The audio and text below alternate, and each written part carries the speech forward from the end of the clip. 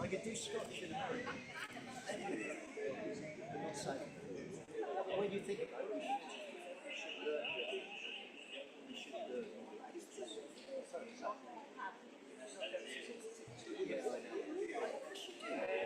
it's the story of my life, isn't it? It's going to start raining. Yeah. Oh, you want me in the camera? Okay, once you're on the camera, put him on the camera and just get everybody. Yeah.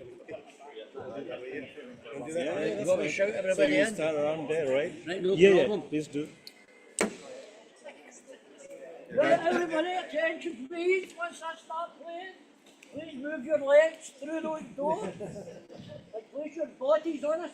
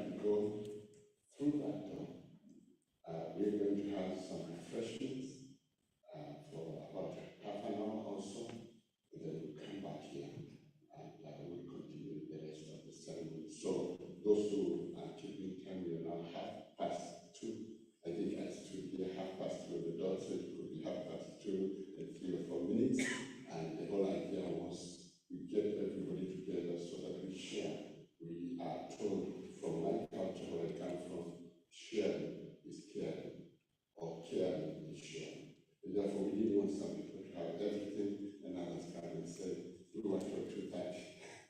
So just maybe just following this here, we just follow, go by we have cheese, coffees, and a few other things like that.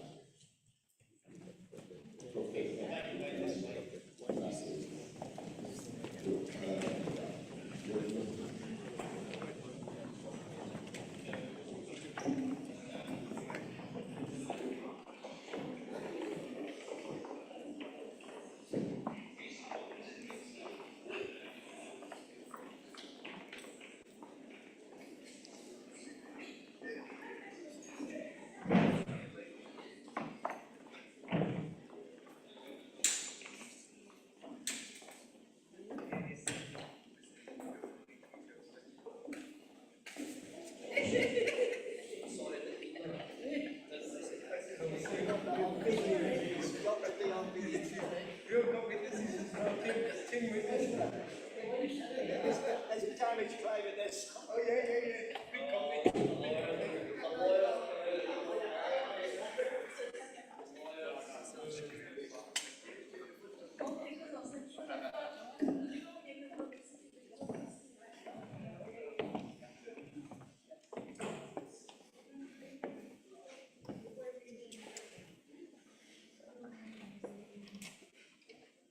I think I'll just take the table.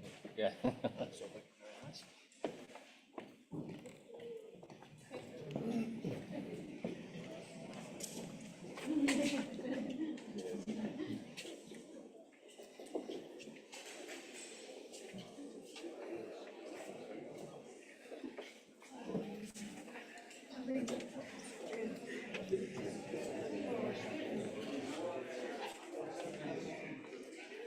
Sorry.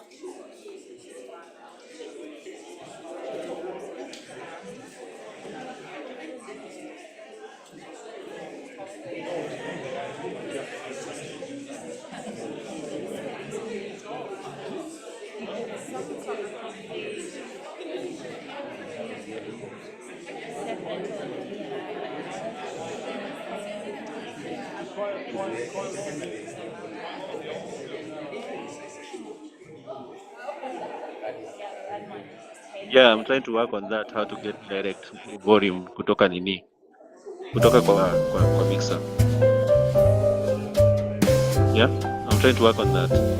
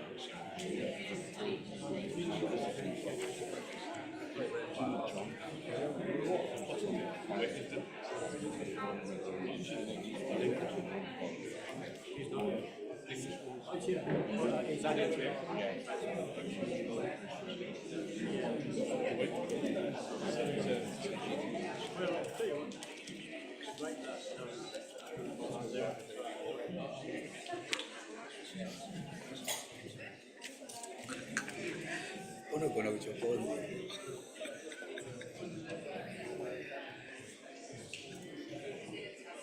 Ukicheza nitakufanya two term.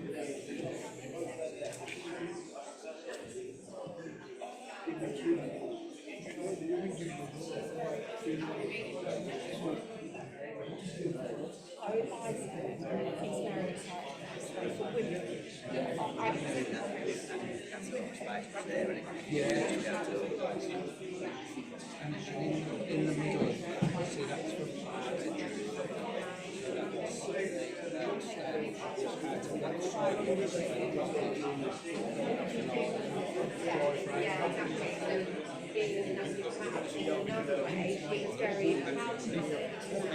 Is that balance of not just being defined? Does that make sense? Can you do me a favour? Just a quick one.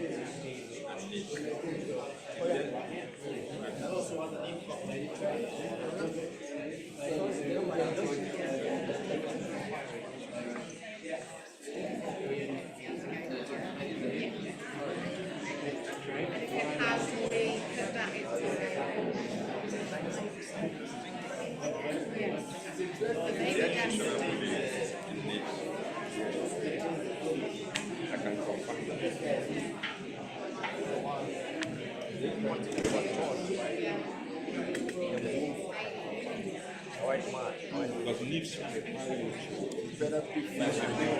That's when you have car seat at night. They always do different. So the reason why is physically very big chance of so you machine so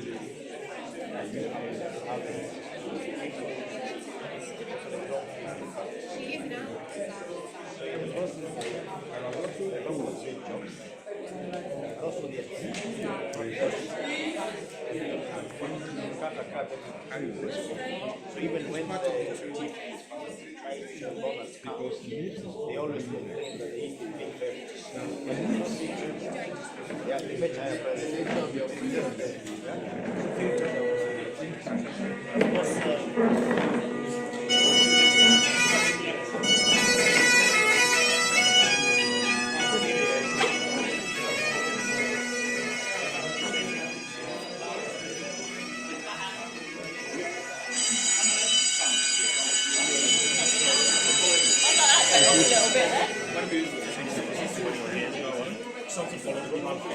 Yeah. And he was down where you're in the valleys, it's what's in you, isn't it? Yeah. Yeah. That's very good to do.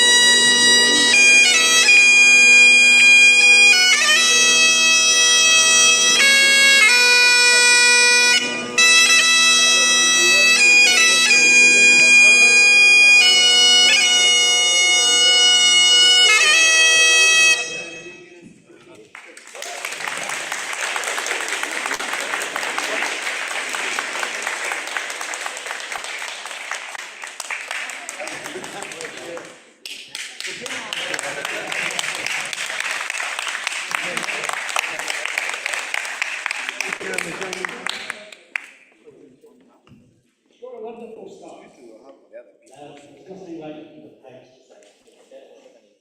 blood going and to improve the news. I would like to thank Raymond for Roger Rabbit, I'm Raymond. it's a beautiful name, Raymond. So, thank you very much, Raymond. It's wonderful. More than welcome. And you're welcome to stay for the rest of the day. It's for We're not giving an award to Eddie Piper today. I've Maybe by the end of the session, we'll have one, but you're very welcome. I've already signed my award to be playing for you. Oh, that's it. Thank you very much.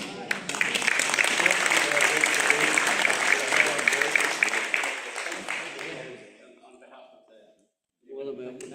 More than welcome.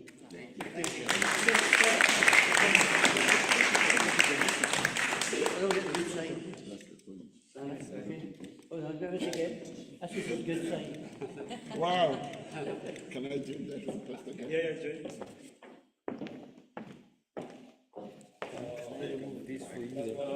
Can I remove this? That's a good idea. Make it better. Yeah, that's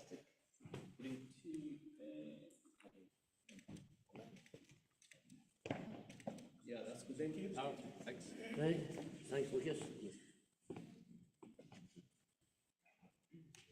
Right now, just stand there. So, welcome everyone to this event. We're not actually running late, in case you were wondering, because many of you may have worked in Africa, and although I don't like the term, there is a phrase called Africa time, but I don't believe in it at all. I've worked in Africa on and off for 50 years, but it's always a beneficial thing to meet each other before a formal event, in my opinion, and I've had a great pleasure to meet our delegation from Nigeria here today. So it's my honour to be the MC for this great event, the Commonwealth Environment and Corporate Social Responsibility Awards.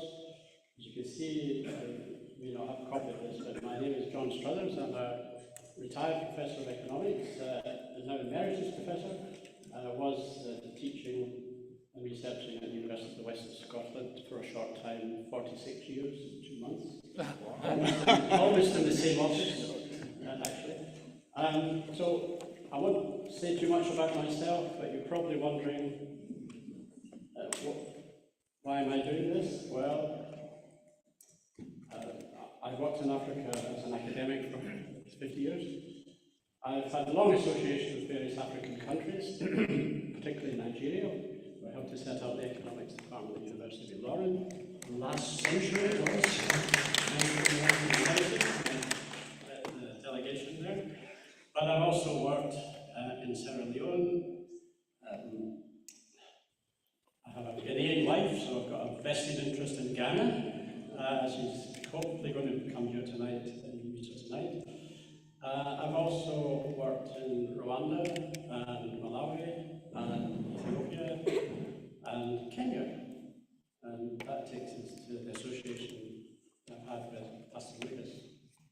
There's a little bit of history here because it's the Commonwealth Games at the moment. I don't know if you've noticed last year we have these Commonwealth Games happening.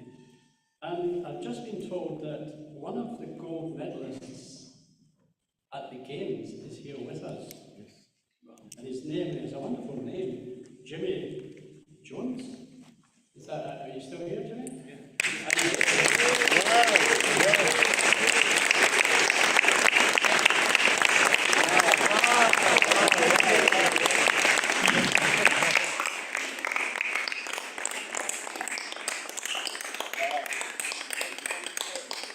It's once in Wales, and it was for the lawn bowling. Yeah. Wonderful, congratulations. You must be really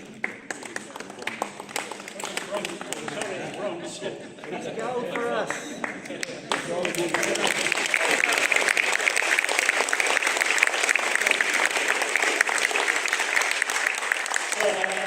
Piper's name wrong, and I got the slight mistakes, it doesn't matter.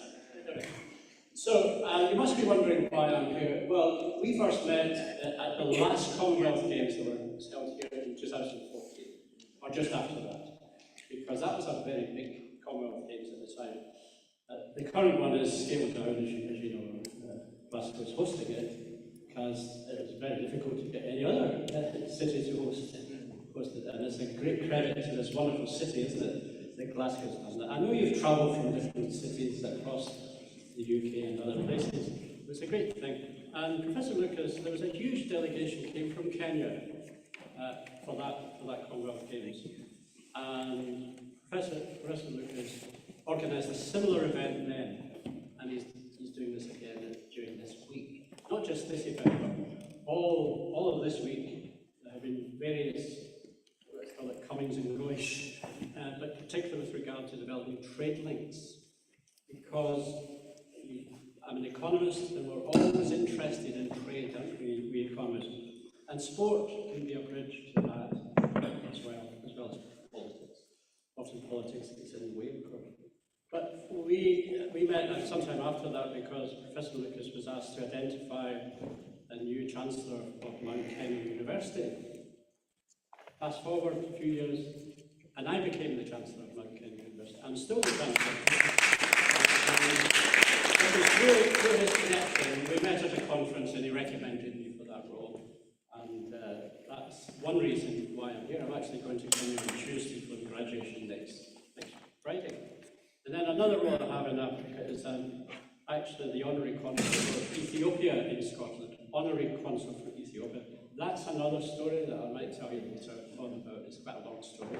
But that's to do with my economics research in the coffee sector in Ethiopia and things like this. This is the Ethiopian alphabet. They have more letters than we have. I was giving a speech once, and I couldn't remember the number. We're 26, isn't it? And someone said, just count them on your tie. I haven't quite, it's 32 or something. And Ethiopia is a very unique country in Africa. Every country in Africa is unique, but particularly Ethiopia, I think, for various historical reasons. And in my academic work, I've been running the Centre for African Research on Enterprise and Economic Development, which I've just handed over in the last year because I've retired. So that's who I am. You're not here to hear about me.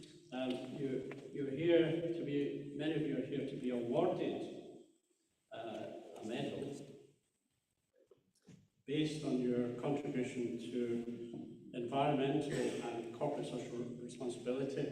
And these are called the Commonwealth Environment and Corporate Social Responsibility Awards.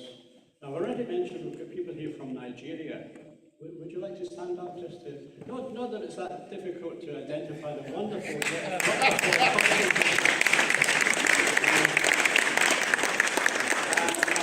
I was chatting to them earlier. I know some of them are from the customs area of work in Nigeria. Welcome. Thank you. Welcome very Thank much. Thank you. So, we also have people from Ghana. I've got to put in a part for Ghana. Andrew, he was here earlier. But he actually lives here in Scotland. So, we also have a number of people from Kenya here, and they've been here all week actually for about 10 days, and I'd like them to stand up as well.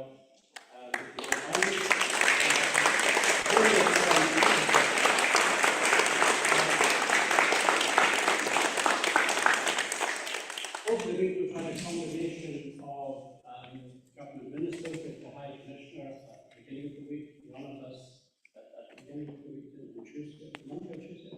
Last week, yeah. And also, I'll introduce a special person. They're all special, actually, but this is especially special. An individual in a few minutes who's been here every day, I think, this week. I'll introduce him formally. He's going to do a speech for you. And we've had some government ministers, we've had ambassadors, and we've also had a number of businessmen and women during this week. And I'm so impressed. I was here for 3 days, I think, on 2 occasions. And I'm so impressed that President has used this as an opportunity to allow engagement between people from Kenya and people from Scotland. And there's also a couple of people here who are actually UK companies who are involved in those discussions, because this is a great opportunity to not just to be awarded a medal, which is good in itself, but to develop links, between yourselves, but also between Scotland, England, Wales, and African countries. So that is all I'm going to say about myself. I'm now going to introduce Professor Lucas Jengo to you, who will give a short address, and then hand over to the keynote speech by the Governor, who will be introduced by Professor Lucas, and then I'll take over after that to go through the 11 pages of notifications of awards. I speak very quickly, so don't worry, we'll get through it. And we'll go through the awards at that stage. So I'll hand over to you, President.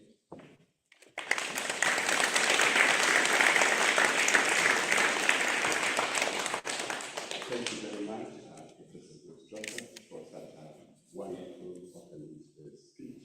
Thank you for helping us to reveal the history of this amazing event, the Global Diaspora Village during the Commonwealth Games. Just very quickly, I prefer to go to the scripted speech because it just kind of covers everything within a short time. The Global Diaspora Village at the Commonwealth Games 2026 is more than just a singular, just a regular event. Today we're so honored. Who's that? Prof, am I shorter than you or taller? This one will tell us. Okay, is that better? I've realized that you don't just use the microphone for the people hearing you. I used to see somebody go away from the microphone and say, "Can you hear me?" But nowadays, if you don't stick here, then everybody else in the world misses the opportunity. So thank you for correcting that. So I'll start again. And I'll start in a more formal way. Your Excellency, the Governor of Tharaka Nithi, Professor Emeritus, Professor John Strotters, the Chairman of the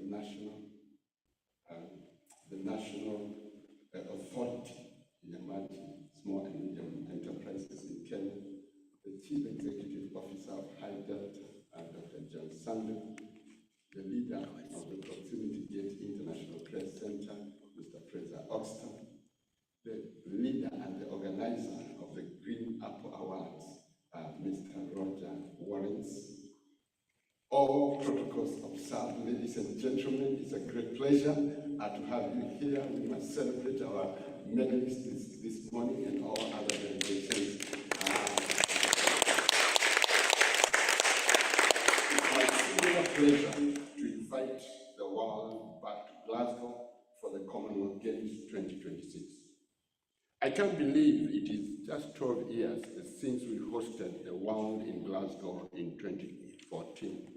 And the success, prosperity, networking, knowledge sharing, and internationalization that has prompted the Commonwealth Games Secretariat to give Glasgow another chance to host the Games.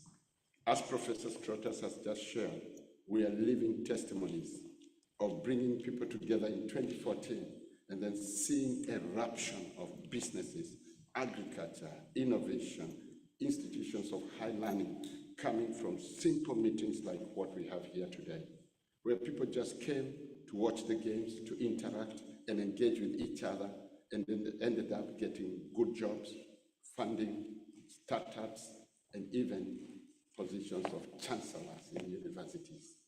These things only happen in a similar spirit. As the founder and CEO of Heart for the City, and the initiator of the Global Diaspora Village, which is our project of faith meets the marketplace, we feel powerfully that 2026 will impact Glasgow and the Commonwealth countries in a way that Commonwealth has not achieved in any other country. Our expectations today and in the next few days is that these 2026 Commonwealth Games will outshine the 2014 in the following ways. Number one, there's going to be more increased international trade and investment. It was only yesterday that His Excellency the Governor was telling us the perception of the Mount Kenya icon. We all hear about Mount Kenya, but now we can perceive possibilities of investing in destination malls and real estate. Our chairman, national chairman of emerging enterprises, what you popularly call small, medium enterprises, I can't get that tongue twister right. The opportunities that comes as a result of gathering in such a place and the networkings that happen in such occasion. The Global Diaspora Village also brings people together culturally and also artistic expression, like what will be happening in the Glasgow Green on Sunday, where many countries will gather to celebrate dances, community activities, and sharing food from all over the world. It also gives opportunity for tourism promotion, faith-based engagement, strategic networking, and partnership. The Global Diaspora Village will serve as a bridge between nations, businesses, communities, fostering collaboration and showcasing the best of the Commonwealth's global diaspora. The 10-day structured program, which we started, as has been said here, on 23rd and is finishing on Sunday, includes commercial programs, which have been very successful in the last 1 week, academic programs. Yesterday we had something that it's first in this brand new building, recognizing prior learning and awarding people who started huge businesses from scratch, huge enterprises, got into leadership without having the formalities that we all take by going to universities and graduating.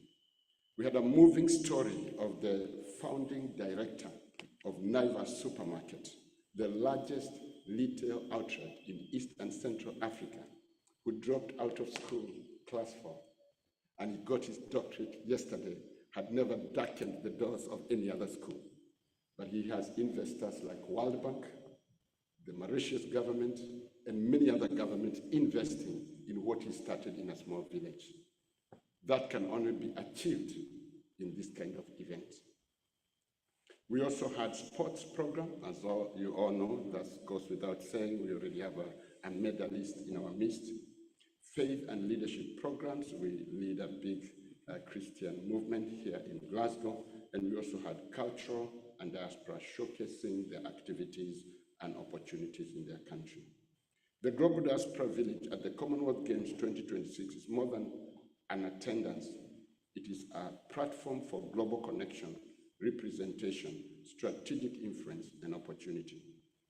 We also see a very powerful move of those of faith for the last 240 hours, led by Prayer for Scotland and Proximity Gate International Prayer Center are being held just across in Proximity Gate. This will enhance the spiritual atmosphere of Scotland, trying to call people back to faith and giving them the opportunity to experience what their forefathers left as a great legacy, which initiated things like schools, hospitals, and hospices, and other community development facilities. We are therefore so delighted to be able to be part of this addition to the Global Diaspora Village. It was a meeting in the House of Lords with Mr. Roger Wallens, where I proposed that we could consider adding this to the village. This has faced the greatest challenges that any new addition can face, and I'm not going to go into the details. I'm so humbled that Mr. Roger and your team, Carl, and the rest of the Green Apple Award, you are resilient enough to allow me go through all the sufferings and the challenges I had to go through, and yet say we'll stick with you no matter what. Let's put a hand together for Roger and amazing effort. One stage, Roger did not know that I was losing my father. We were the best friends, myself and my father. And during those last days of his life were the important days of making this happen. And I think everything just stopped. And Roger had to carry through with his team to get us to this position. I'm also very, very humbled that His Excellency, the Governor of Tharaka Nithi, when he noticed that everything else was not pulling together, he told me, don't worry, the national government may not know what you are going through, but because you are my personal friend, I'll come there both as a friend and as the government.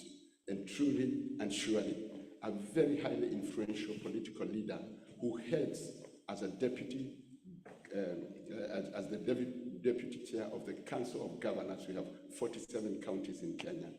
He influences in many, many ways as a leader in his own light. Decided to stop everything that was going on and come in and be our chief guest of honor for this occasion and help us.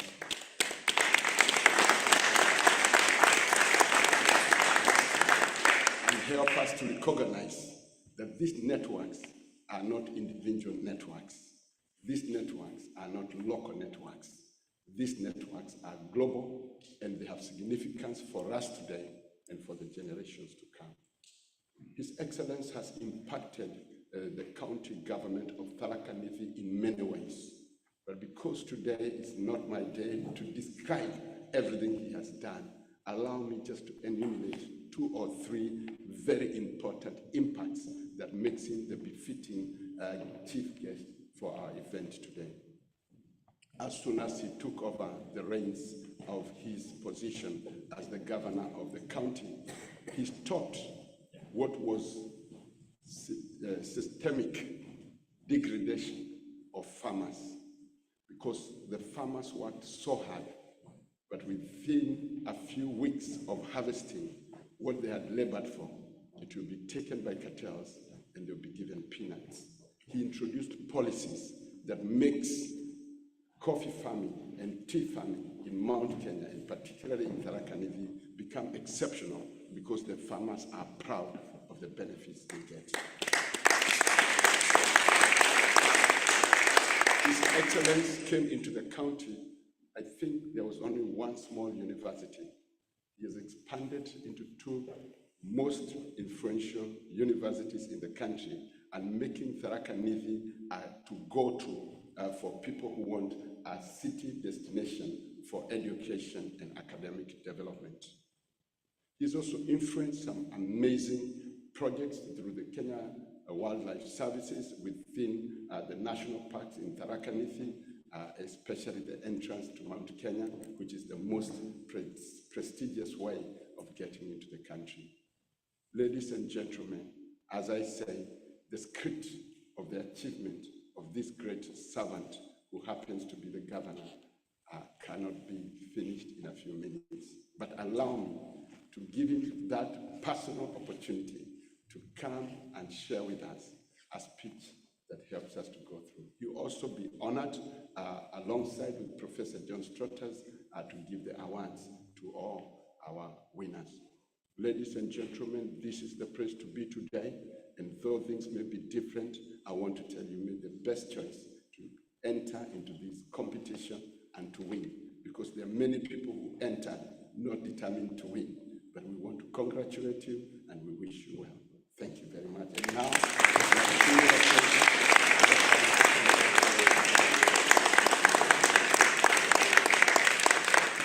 thank you very much, Professor Lucas. It's usually very hard, it's a hard task to speak of such an orator, especially in Scotland. I say this with conviction that I always thought the British are all the same everywhere in the UK. It's my first time in Scotland. Of course, it's not my first time in UK. I've been here almost 10 times, if not more. But I've never left the environs of London, and also a few other places where our children go to school. But I've never been to Scotland. So when I got here 3 days ago, first of all, I'd been promised a very brilliant summer. And when we landed here, it was raining cat and dogs. And the pilot says, welcome to the Scottish summer. And it was very interesting. For the 3 days, I've just been enjoying very good rains, green environment, and of course, the fact that you can get 3 weathers within 30 minutes. Very unique. Yeah.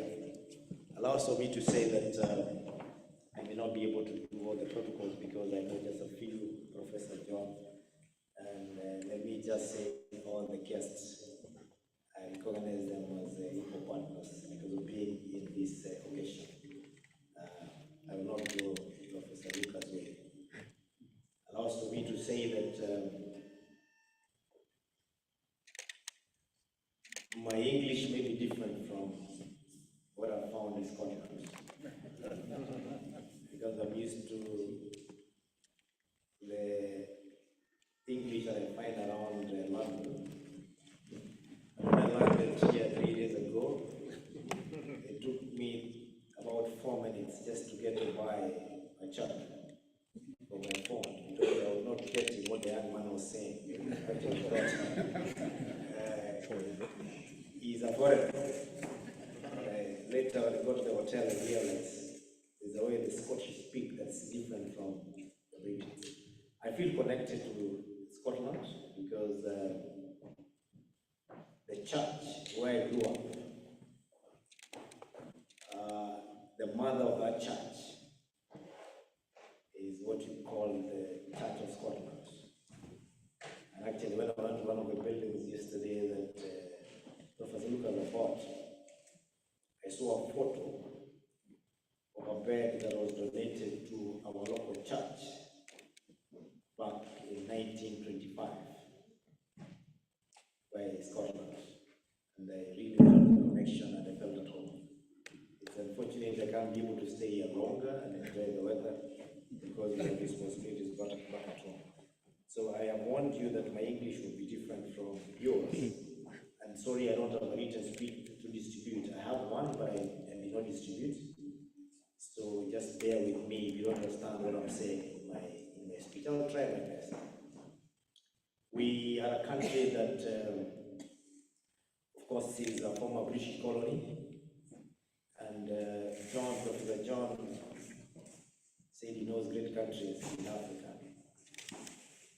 And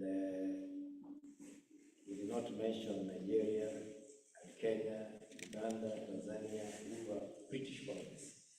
He mentioned a country which I will not repeat, which was not colonized at all. If you go to Africa, there's a very big difference between the countries that were colonized and the ones who were not. So the British left systems that work. Even the laws. And some of the laws that we are still amending today were conceived at Lancaster, which I believe must be somewhere in the UK. So we still have a very strong connection. And the systems that were left by our colonial masters are the ones that put us ahead of most of the countries that are not colonized. So there's always a flip side. There's always a good side of a situation that you may think is not very good. And we really say thank you for that reason. Having said that, allow me to say it's my honor to be and a privilege to stand here before this distinguished guest in this very beautiful city of Glasgow, a city that is global in simple climate dialogue, sustainability, and environmental leadership. Allow me to extend my warm greetings also from the great people of the county of Tharaka-Nithi, which I represent. We have 47 counties in Kenya. Tharaka-Nithi County is just one of the 47 counties. And they're usually coordinated in one center called the Council of Governors, where we have leadership that takes care of the affairs of all the counties. And I happen to be serving right now as the vice chair of that council. I'd also to bring you greetings from His Excellency Dr. William Ruto, the United States, and by extension, I happen to have a privilege of coming from a county which has produced the Deputy President, Professor Gabriel Kibaki, and also having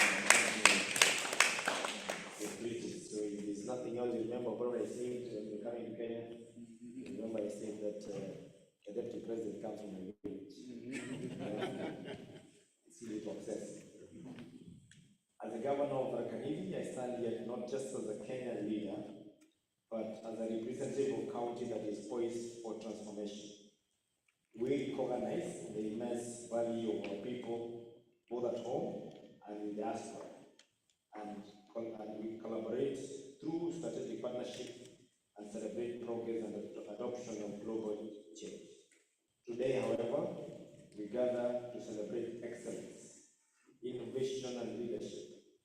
Above all, we celebrate hope, hope that together humanity can restore our planet and live healthier Earth for generations yet to be born. Climate change is no longer a distant prediction. It is our daily reality across the globe. We have witnessed devastating floods, prolonged droughts, destructive wildfires, disappearing biodiversity, and unpredictable weather patterns. Despite this breathing landscape, fertile highlands, rich biodiversity, and resilient people, the county of Barkanidi, which is on the eastern part of Mount Kenya, has experienced the harsh realities of global warming. It has affected the diverse natural resources across the upper and mid-lower ecological zone. I come from a very unique county, which at the moment is our winter, because it's the coldest month in our country. And our county is so unique that within a county that is 2,500 square kilometers, we have an area that has got a temperature of -2 degrees, and within the same county, in that weather, we have part of the county that is experiencing 35 degrees Celsius in the same county. And that has been brought about by not the climate change as such, because the environment where we're in.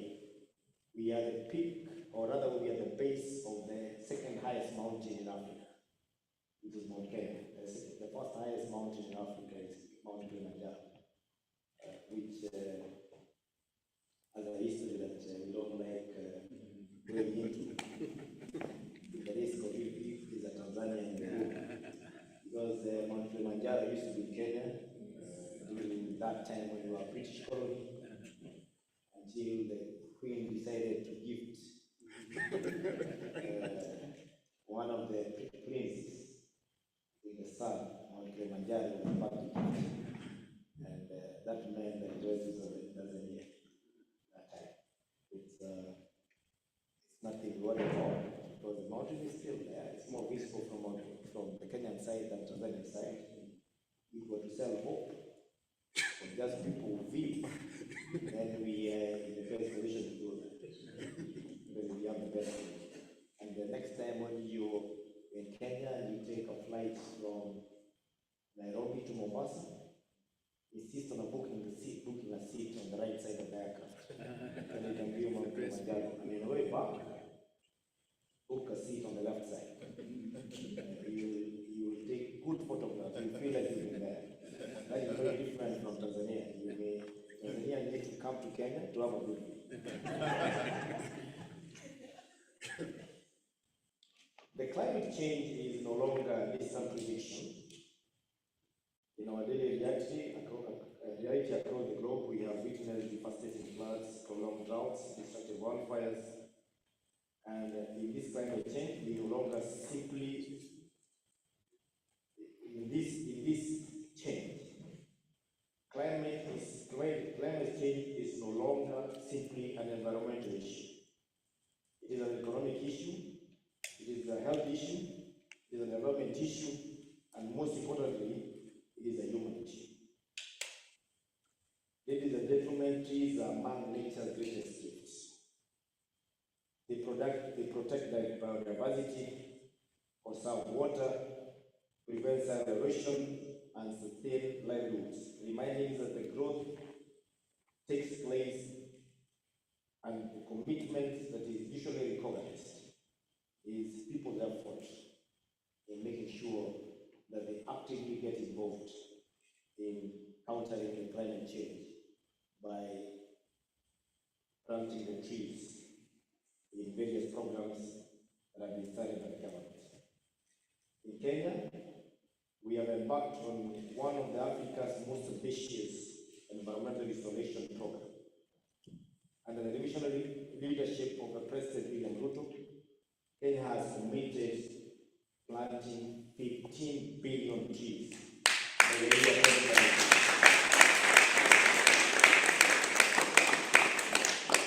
And our vision is simple. Every school, every household, and every institution should nurture trees, and each of us should serve as a climate champion. It has not been very easy, but we have to adapt very creative policies and programs that encourage the young ones in school to plant trees.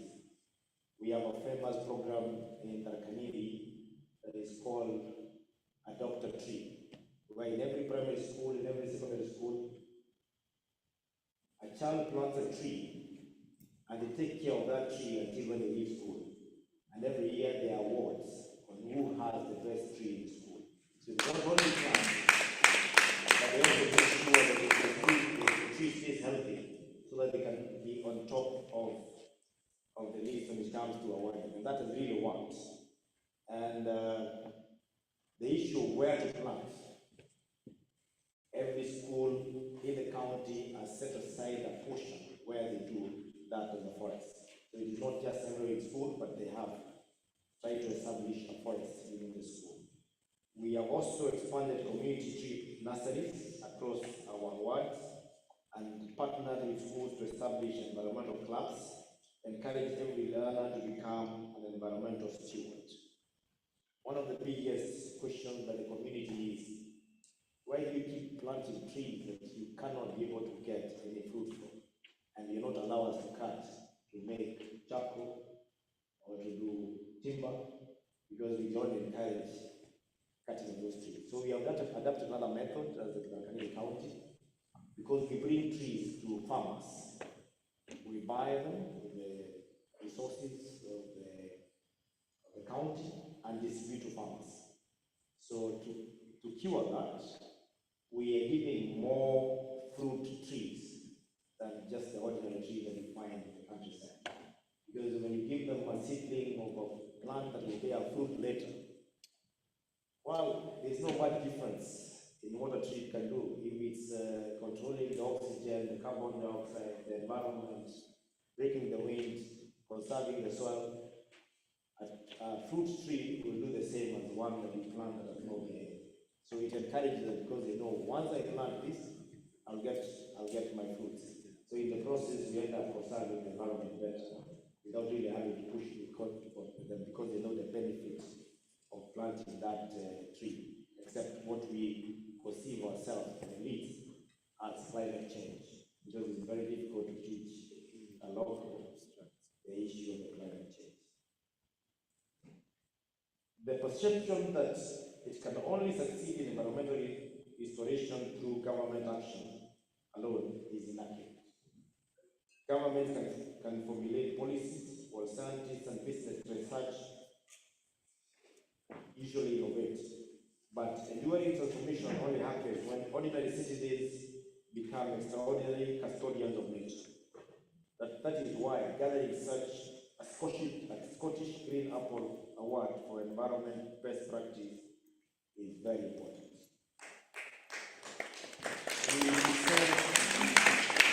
We represent the best of humanity. Your work demonstrates that innovation, determination, and collaboration can overcome even the greatest environmental challenges. You can inspire communities across continents. You encourage governments to aim higher.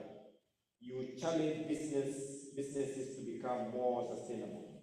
Most importantly, you inspire hope among the youth and the young people who will inherit the world that we are shaping today. The Kenyan philosophy of Aramu that was conceived during the colonial times, that means pulling together. offers an important lesson because climate change is an audacity that no single nation can solve climate change alone. We need to pull together. But together, through accountability, partnership, innovation, and shared responsibility, we can build a greener, safer, and more prosperous world.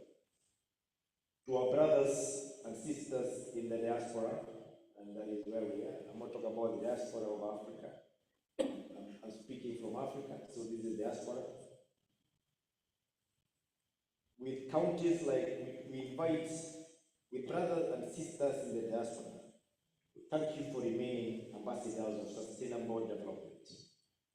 Your expertise and investments, technology, and advocacy continue to strengthen environmental initiatives both in Kenya and across the Commonwealth.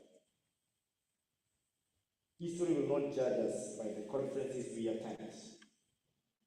History will judge us by the forests that we restore, by the rivers we protect, the wildlife that we preserve, the communities we empowered, and the planet we entrusted our children.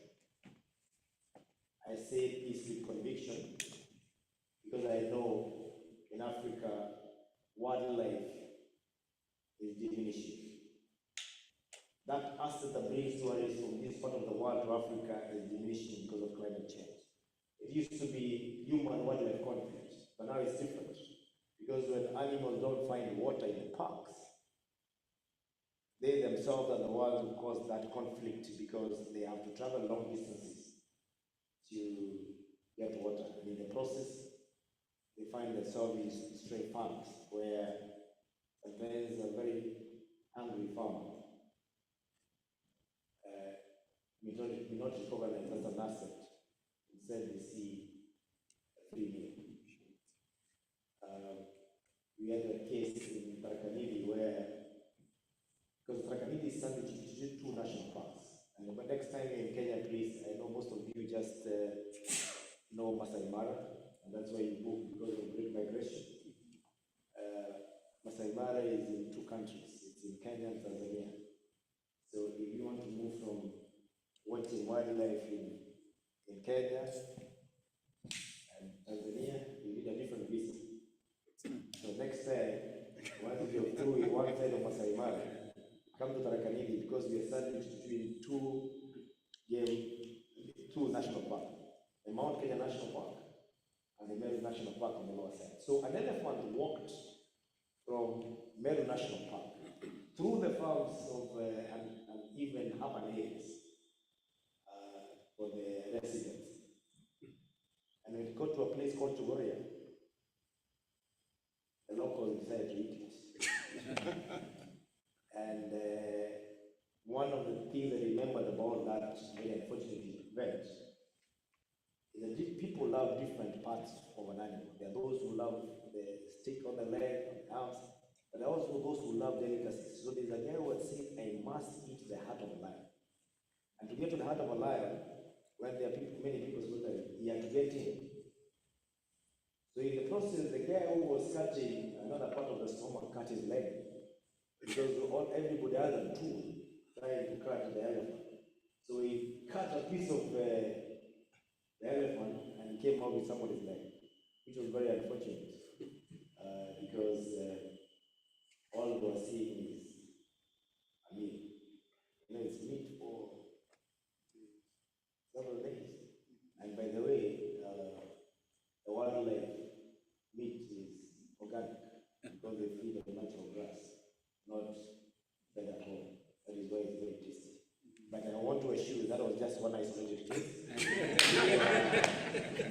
We are very good conserve. We know we are very good in conserving wildlife because we have learned that it brings that very important income of tourists. On behalf of the people of Tharaka County and the Republic of Kenya, I congratulate every Green Apple Award contender. May your achievements continue to inspire the world. Thank you for the commitment for a greener future and for your valuable friendship. share that concludes, allow me to leave you with a simple reflection that I learned the other day. It really inspires me every day when I think about conservation. That the best time to plant a tree was many years ago. But the second best time to plant a tree is today.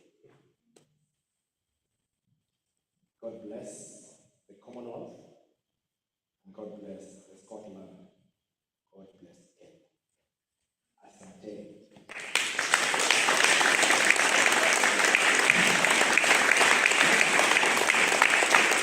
Asante means thank you. Please, we love one very well. Asante means thank you.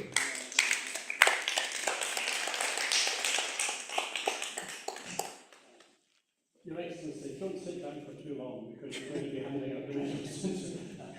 What a wonderful speech. Let's give another round of applause.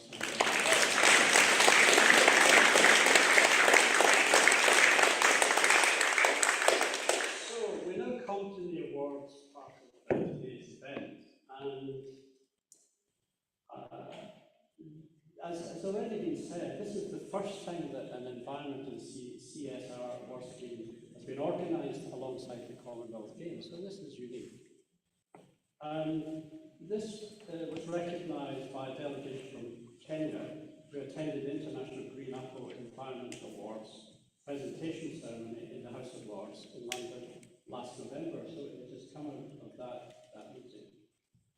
The International Green Apple Awards have been run by the Green Organisation every year since 1994, and is that Roger there?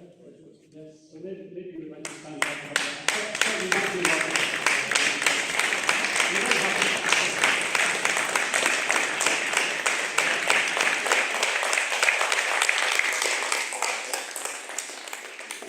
What a beautiful shirt over there.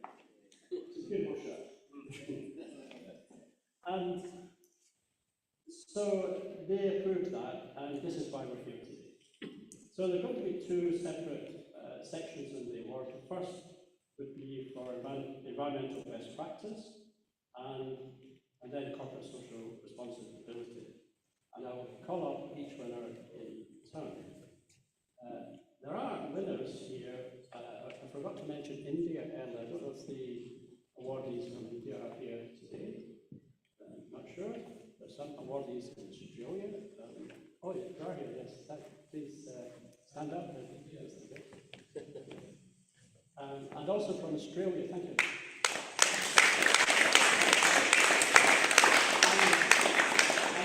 And Malaysia, and that island called Niue. Yeah, I don't think they're here, but maybe they are. Are they? Oh, there you are, yes, there you are. Yes.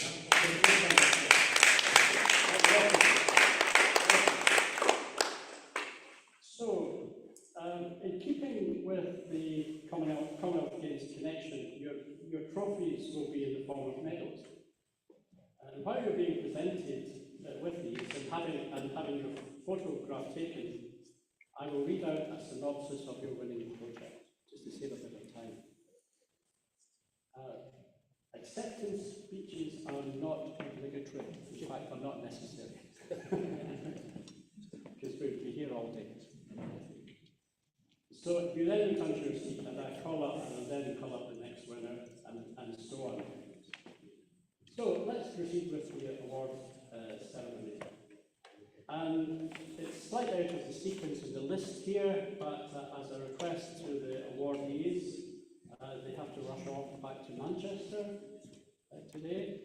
And so this is the first of the environmental awards, and this goes to carbon reduction silver. Carbon reduction silver.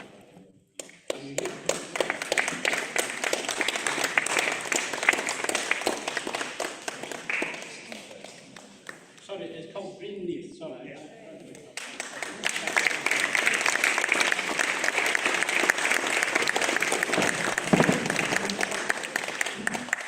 Green leaf collaboratively works to deliver real CO2 savings, along with Lime Sustainable Supply transformed sustainable cleaning through a collaborative partnership, delivering significant carbon savings, reducing single-use plastic, increasing sustainable products, and supporting fair pay, while creating a scalable model that helps organisations make measurable progress towards net zero. And they have a silver award. Thank you.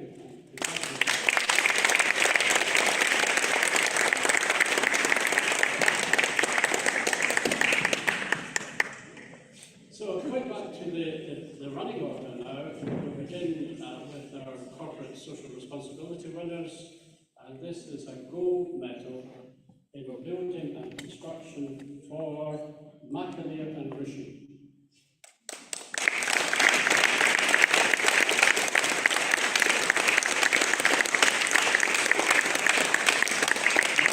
McAleer and Rishi haven't come very far, they've just come from Edinburgh. As we say in Glasgow, it always seems much further from Edinburgh to Glasgow than it is from Glasgow to London, to Edinburgh.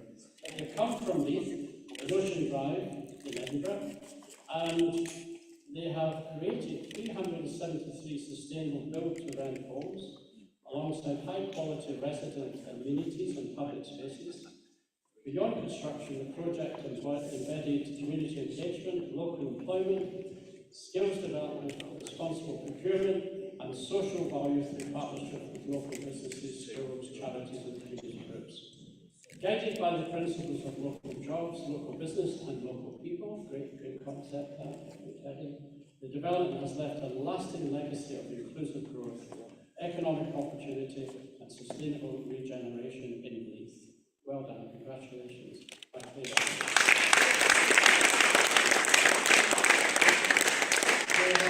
Another CSR Gold Award for Morgan's Butchery.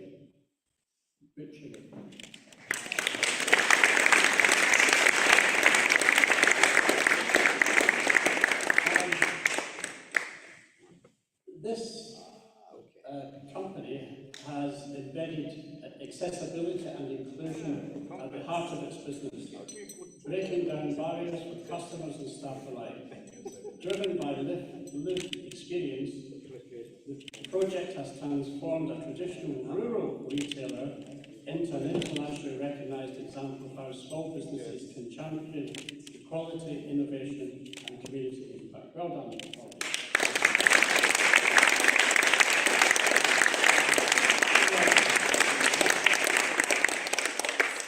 Slightly further afield from Australia, CSR Gold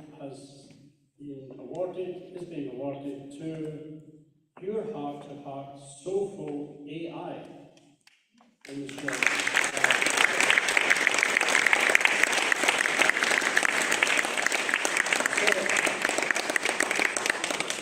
These are soulful systems redefining sustainable care through human-centered innovation.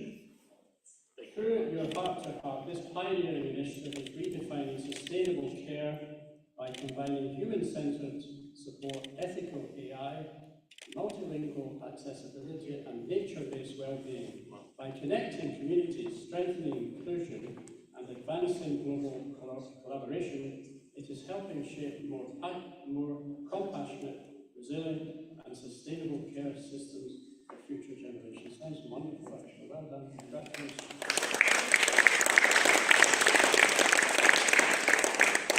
Shift a little bit now to the CSR bronze medal to the finance sector, and this goes to St James's Place.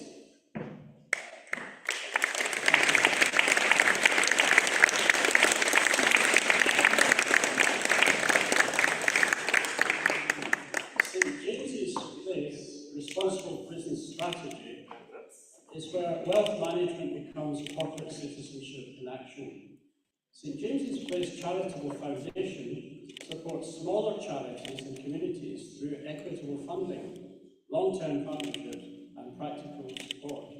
Since 1992, it has raised over £144 million, funded thousands of organisations, and continues expanding its impact through targeted grants, volunteering, and financial financial education initiatives. Wonderful, thank you.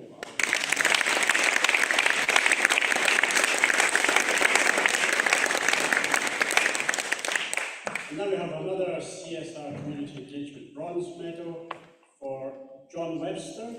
John Webster. Thank you, John.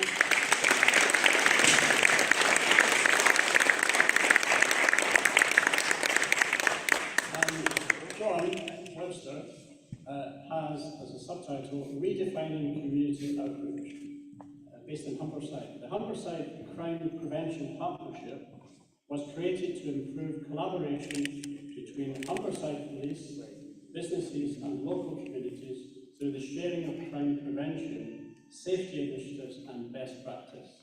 Since launching in 2026, it has grown to over 80 organisations representing more than 50,000 employees, delivering training, awareness campaigns and stronger community engagement. Was it 2026 or was it ever?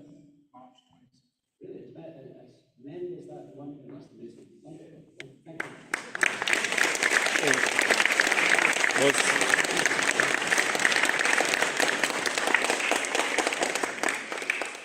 For CSR Innovation and Initiatives, the gold medal goes to Gavin Griffiths Group. Gavin Griffiths.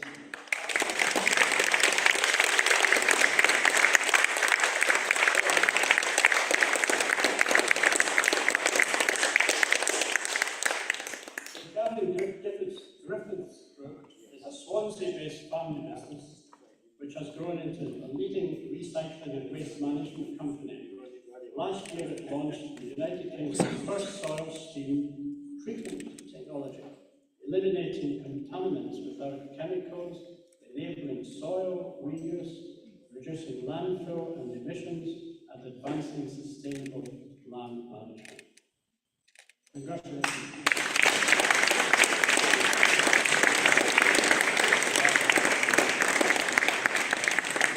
The great thing about reading out all of these awards, although it is 11 pages of awards, is you learn so much. That's just one example there, isn't it? So it's quite incredible. Here is another CSR Gold Innovation Medal, this time for Lanes Group. Lanes Group.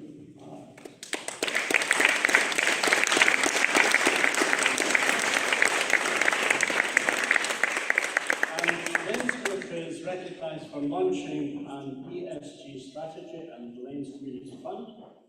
Following the appointment of a head of environmental, social and governance in 2025, Lanes Group developed its ESG strategy, identifying opportunities to enhance environmental and social value. This work led to new environmental and community initiatives, strengthening employee engagement and corporate responsibility across the organisation. Where do you come from? Manchester, London. Manchester.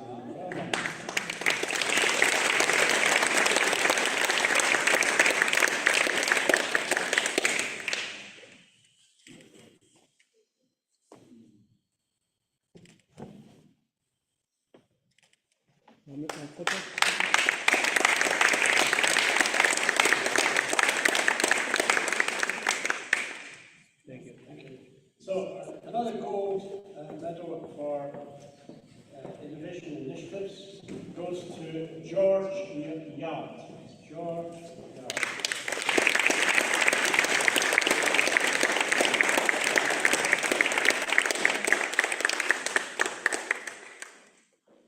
George Yard was established in 2023 as George Yard Artisan Markets, who deliver free, fully supported initiatives that remove barriers, empower local enterprise, and promote inclusion. Through partnerships, accessible design, and sustained investment, the programme drives community engagement, supports charities, and creates lasting social and economic value. Congratulations, George.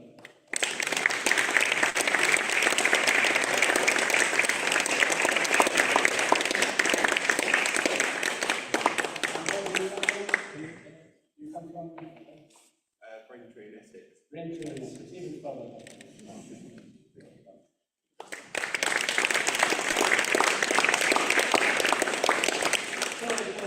first of the international awards goes for CSR Silver Medal to an organisation in Nigeria called Chain Reactions Africa. Chain Reactions Africa.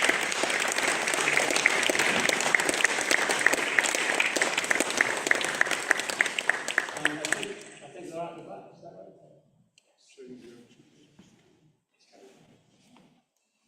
For almost 2 decades, Dufty Prima Foods has transformed the national conversation about young people through the Indomie Heroes Awards. These are awards in Nigeria, I believe.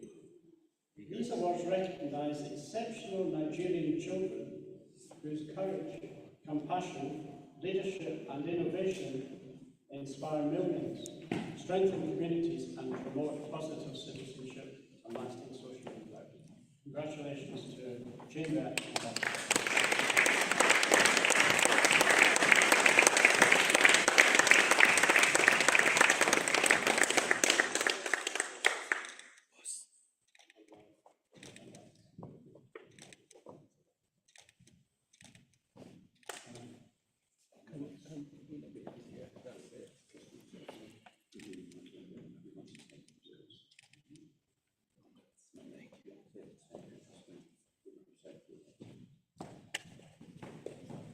So the next gold medal award goes to the Nigeria Customs Service. The Nigeria Customs Service.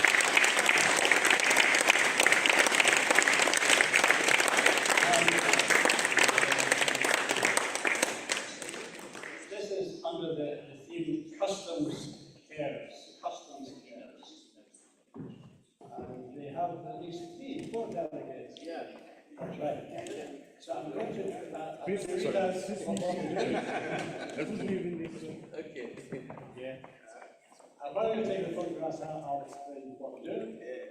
Customs Cares has delivered significant community impact across Nigeria by improving access to education, healthcare, clean water, and essential support services. The initiative has reached over 10 million people, upgraded learning environments, supported thousands of students, expanded healthcare facilities, and advanced environmental sustainability through community-focused programs. Wonderful.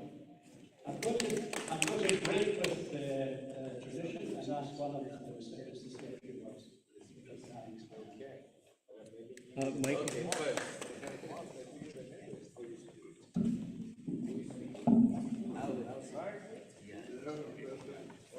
Thank you.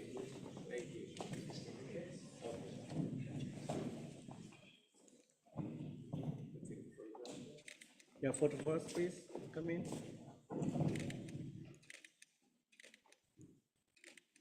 Yeah, that's good. Okay. So, a very good afternoon to all attendees here at this event. Bring you warm greetings from the Controller General of Customs, Bashir Adewale Adedi, MFR. He couldn't be here because he had other official businesses to attend to. To the conveners of this event, we say a very big thank you. The Nigerian Customs Service, well, traditionally is involved in the facilitation of trade for the government of Nigeria and also for collecting revenue. But in addition to what we do or what our traditional responsibilities are, we also understand that there is a relationship between the communities in which we operate and us as government agents. And we also know that within these communities, if the facilities that are supposed to be present are not there, it somehow impedes our ability to function as an agency for government. That is why we have taken the deliberate measure to establish Customs Care as a community social responsibility agency from the department. And what it has helped us do is create spaces in which community dwellers, especially border community dwellers, could actually thrive and grow, either in the areas areas of providing healthcare, schools, potable water, and so on.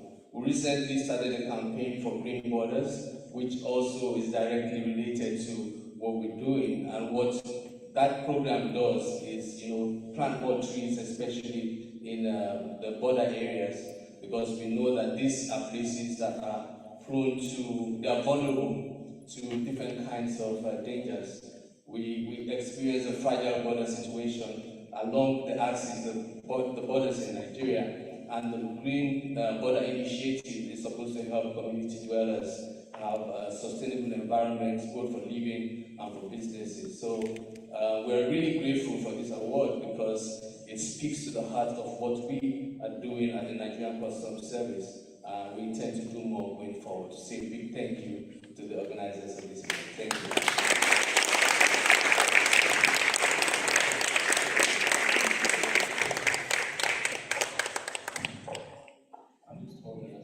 Still hear me okay? I think they One more, please. One more. Sorry. Someone bring. It's fine. Tea. Thank you. Thank you.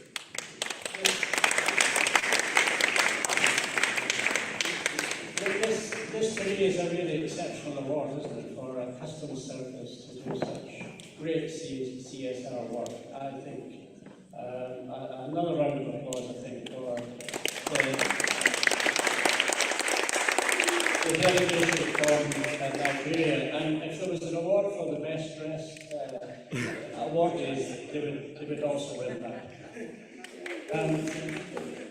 Now we move to property management, and this is the CSR Gold Award for Community Commitment, and this has been won by West Quay Shopping Centre.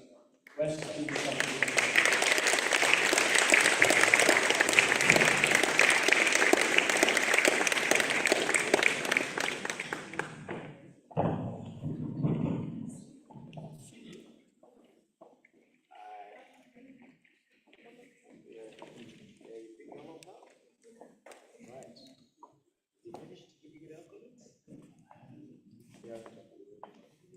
So this is for Multi-Stores 2025, reimagining public space through strategic partnership. JLL's property management team transformed West Quay's underused car park into the West Coast's largest street art gallery through Multi-Stores 2025. The community-led activation featured local artists, workshops, markets and performances, creating lasting cultural value, supporting the local economy and demonstrating innovative, sustainable use of existing infrastructure. Where is West Quay? Is it here? West Quay? Oh, Reading. Reading, from Reading. Thank you. Congratulations.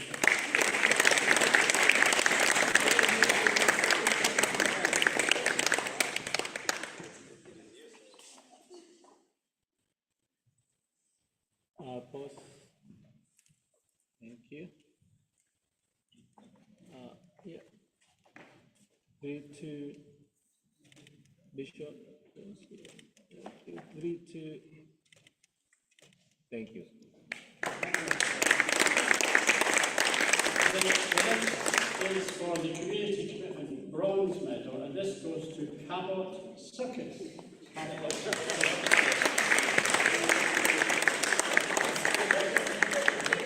Again.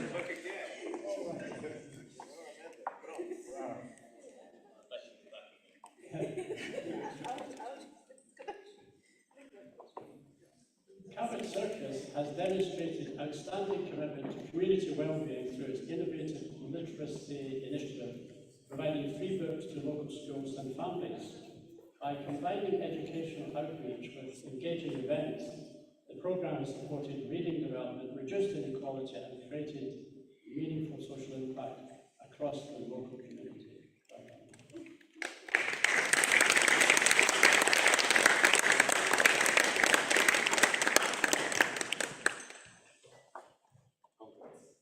One second.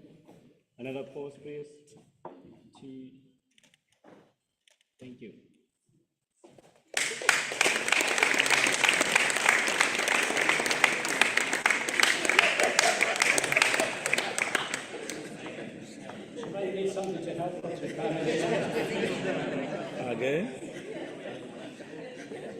So we have another community commitment gold medal for Bull Ring and Grand Central. Bull Ring and Grand Central. I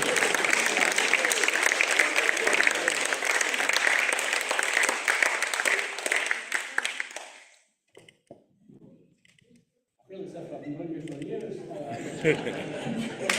She's winning all of us. Okay,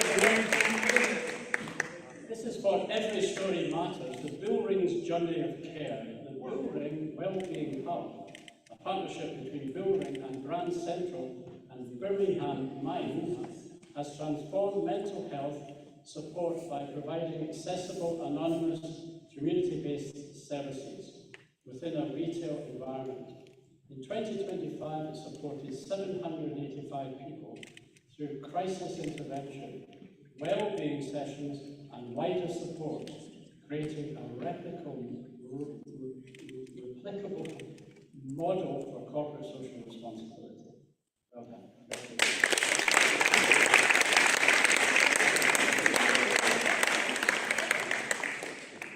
And there's also now a community commitment silver medal which goes to the Oracle. The Oracle. This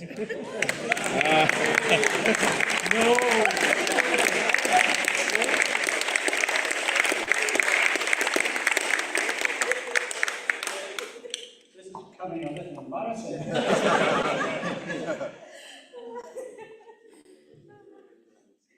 So you're arriving late, didn't you? You arrived a little bit late. It's a good thing you got here in time. Well done. So,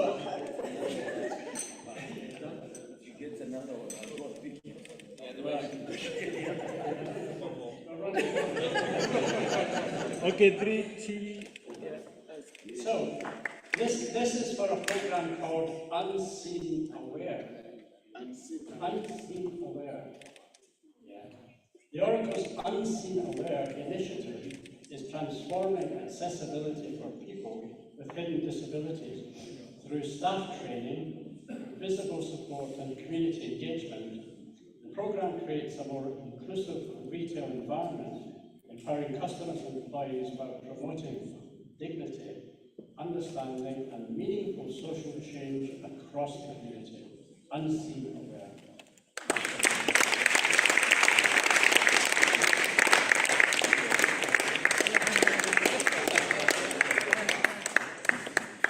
I'm reluctant to say, well done. I might have to say it again. Is that the last one? Okay. And we have a silver award now for the Brent Cross Shopping Centre. This is called Unity Rise Black Business Fair.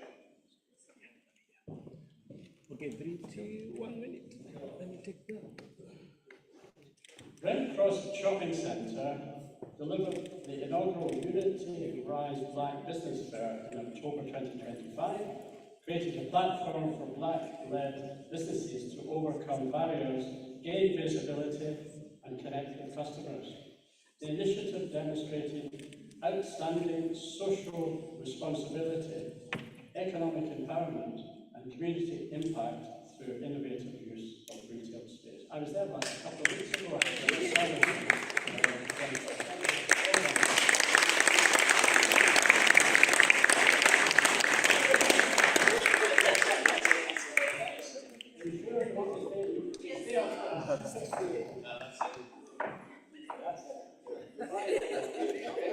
Yeah, hold them like that. Hold them up. I saw you brought a trolley back with. Okay. I hold them right in a way I'll see many. Yeah, yeah, like that. Like money. Okay, 3, 2, good. One more like this, please. 1 second. 3, 2, rocking everyone. Prof. Thank you. Thank you. I think you are entitled to say a few things.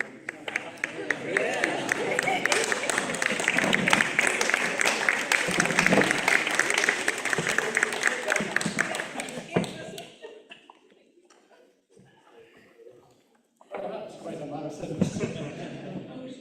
So the next award is the CSR Silver Award for Skills and Training, and this has been won by North Tower Consulting. North Tower Consulting.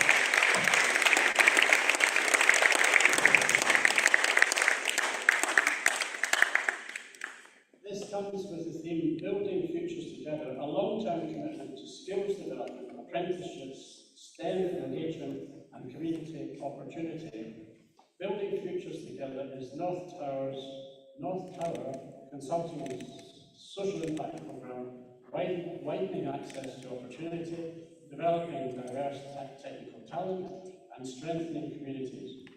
Through STEM outreach, that's wonderful, mentoring, career pathways, and CPR training, the program supported over 3,000 students and equipped more than 600 community members with life-saving skills.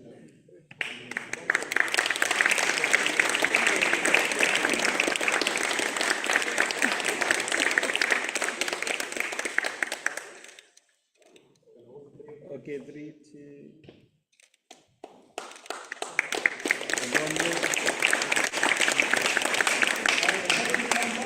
Where are you from? Cheltenham. So the next one is the CSR Accreditation Gold Medal to be presented to Converge Technology Solutions.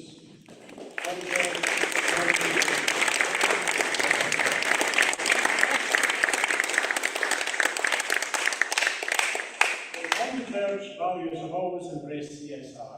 Their innovation into providing a circular IT solution was groundbreaking over 10 years ago, and they have continued to develop and improve these offerings. CSR is the glue that holds Converge together, and they're all working to make that stronger. Congratulations.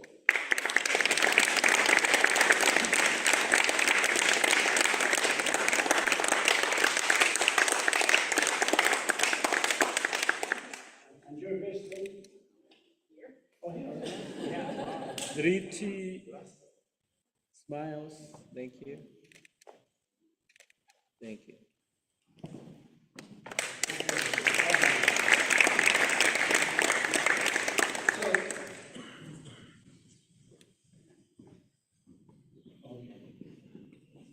I told I should invite Dr. James to help the governor.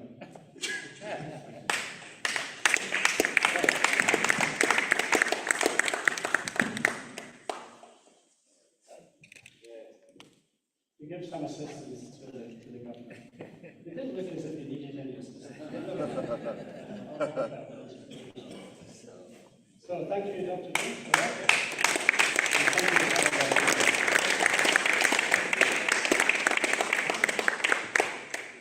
There's a rest for the award, person awarding the medal, so there's no rest for the MCs. No, I'm only joking, I don't think that. We're nearly finished, not quite, but more than halfway through it. We now come to awards for environmental best practice, and a gold medal here for Heartland Pipelines. Heartland Pipelines.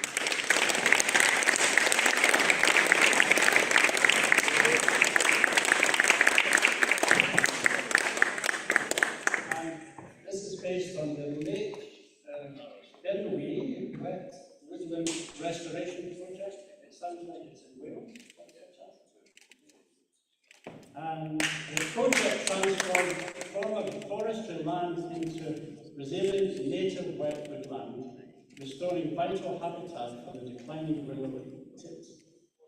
Through habitat restoration, improved water management and tree planting, the project has enhanced biodiversity, landscape connectivity, and long-term ecological resilience at this nationally significant site. Congratulations.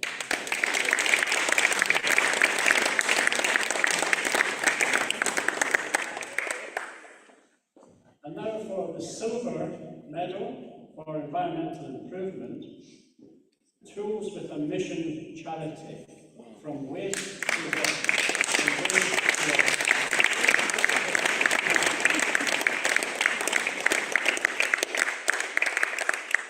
Tools with a Mission is a charity that refurbishes and recycles donated tools and equipment, providing practical resources and training to communities in need.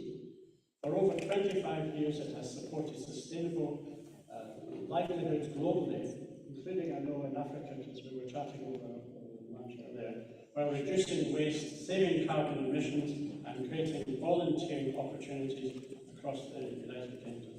Congratulations.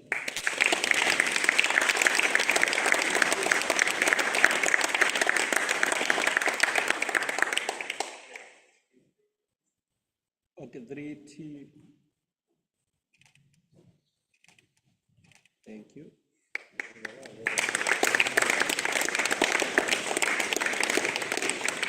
So from the education sector now, the bronze medal has been won by Liverpool John Muir's University.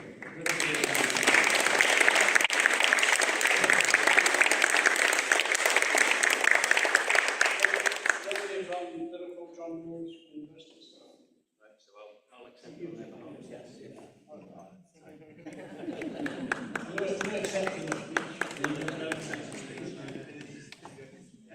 And this was for a book, actually, a published book.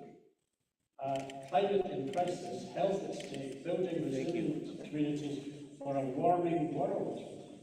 Yes. Climate in Crisis, Health at Stake has created an accessible and practical guide that places human health at the heart of climate action, bringing together climate science, public health, and resilience planning. It equips organisations and communities worldwide with the knowledge to adapt, protect lives, and build a healthier, more resilient future. Well done. In the automotive category, environmental improvement for silver medal is being presented to Green Motion International. Green Motion International.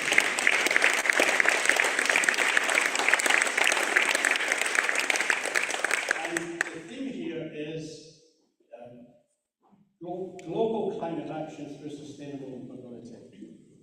Green Motion International is a global car rental brand founded in 2007, focused on reducing the environmental impact of road travel. Operating in over 70 countries, it integrates sustainability through low-emission fleets, conservation initiatives, and customer-funded environmental programs, supporting climate action and communities worldwide. Sounds amazing.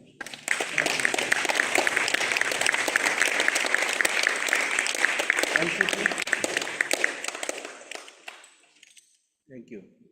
And you're from Edinburgh. And back to banking and finance again, we have a gold award for St James's Place. Another.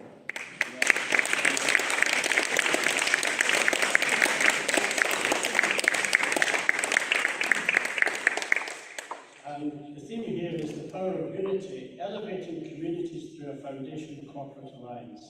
St James's Place is a leading example of responsible business driven by a commitment to creating lasting positive change.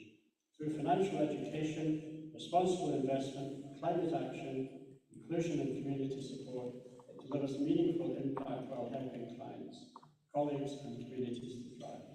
Congratulations.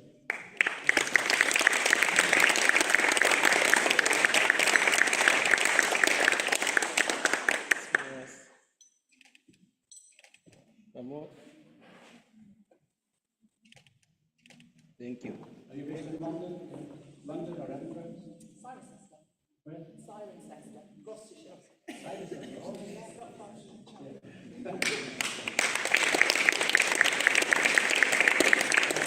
The gold medal is awarded to building and construction sustainability and has been won by Hybrid Generators TA Soldier.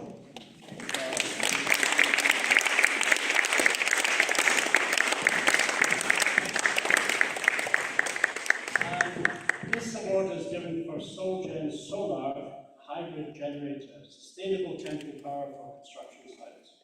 Solgen provides a sustainable alternative to diesel-led temporary power, combining solar, battery storage, intelligent controls and backup generation in the mobile unit. It has helped construction and infrastructure sites reduce fuel use, emissions, noise and costs, with proven savings and scalable benefits across multiple projects. Well done, congratulations.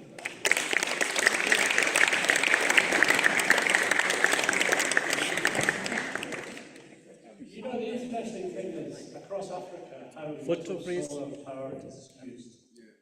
And so there may be an opportunity for some trade here. Some of the African areas. You agree with this?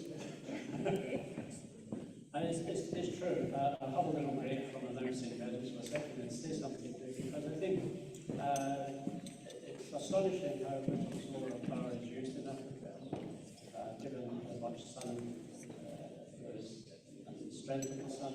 Having said that, the very first solar powered streetlights that I ever saw in use or noticed being used was in Ghana just recently. Although it wasn't in every street in the city, it started and stopped often because of funding problems.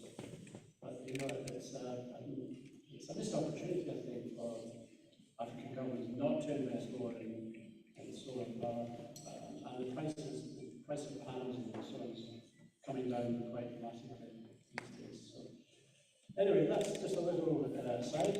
On the building and construction side, a gold medal is for Taylor Wimpey towards zero waste. Taylor Wimpey.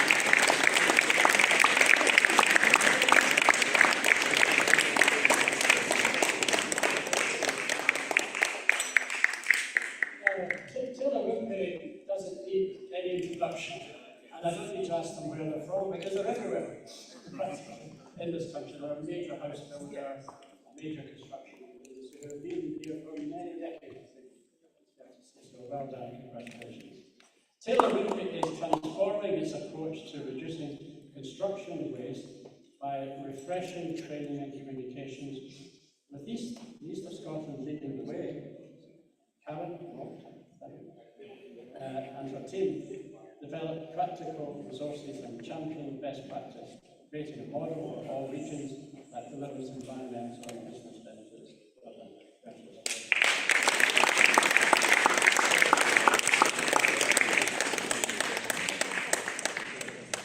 And you're probably based in Scotland, right? Go, sir. Thank you. The silver medal in this category goes to Murphy.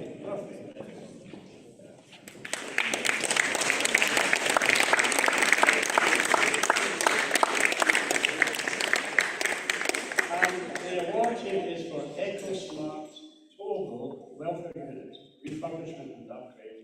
Murphy is a family-owned civil engineering company founded in 1951, a long time ago, and has transformed its Togo welfare unit. Togo meaning it's told behind the vehicle. Yeah, I don't have to be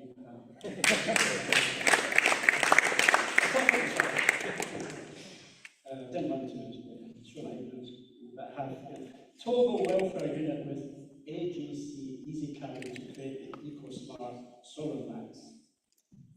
The innovative refurbishment reuses 90% of the original structure, extends its life by up to 15 years, and significantly reduces fuel use and carbon emissions through solar power, battery storage, and hydro-treated vegetable oil technology. Sounds great. Well done.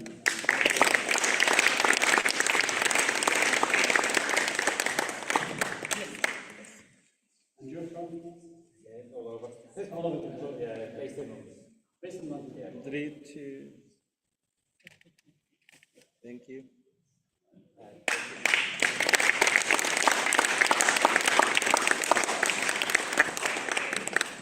Another silver medal in building and construction has been won by Joseph Gallagher Group. Joseph Gallagher Group.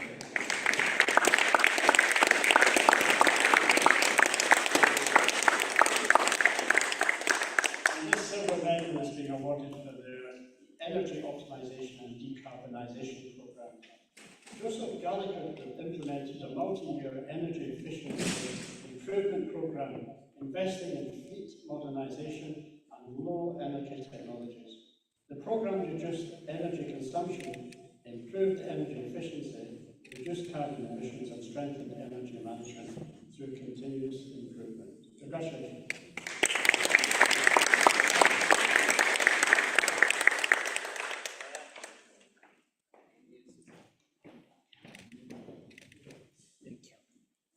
New Scottish place? London. And the gold medal for emissions reduction has been won by Fuelogical.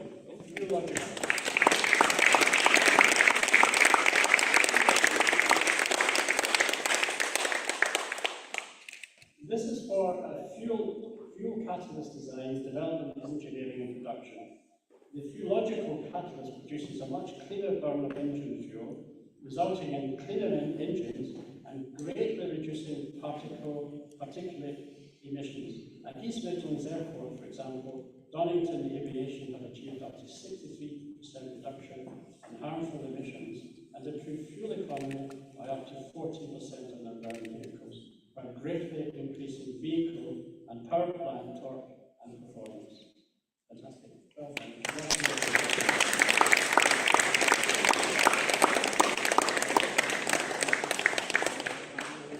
Are you from the Midlands? Wonderful. 2. And another one, please. 1 second.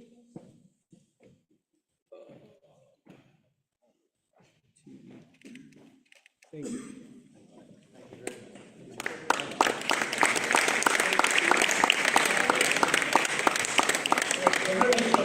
A different sector now, the events and hospitality. The gold medal is presented to Glenmore Hotel and Yo East Distillery and Brewery. A little gather for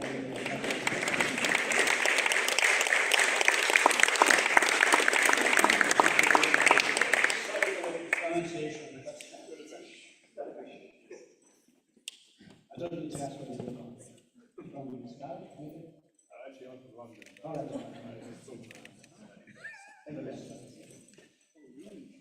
So this is a river source energy centre and leading sustainable hospitality programme. Glenmore Hotel and Yes Distillery and Brewery have transformed hospitality and drinks production in the Scottish Highlands through pioneering renewable energy, eliminating fossil fuel reliance and reducing emissions. The project embeds sustainability across the business, supports heritage, communities and biodiversity, and provides a scalable model for sustainable tourism and production. Congratulations.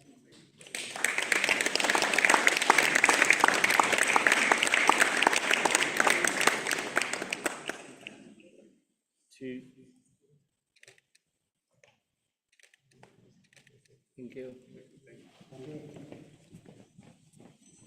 The next medal is the gold medal for environmental improvement in fuel, power and energy, and this goes to Siemens Energy.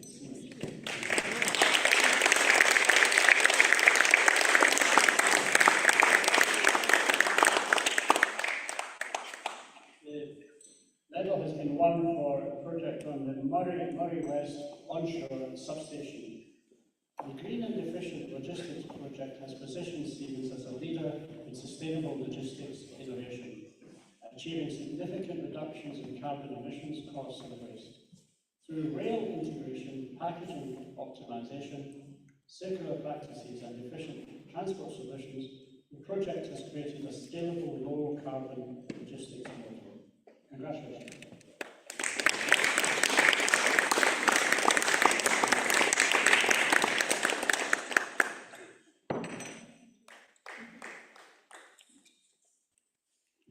And I believe you must be from Manchester. Manchester. But you work this is in the 2. Yes.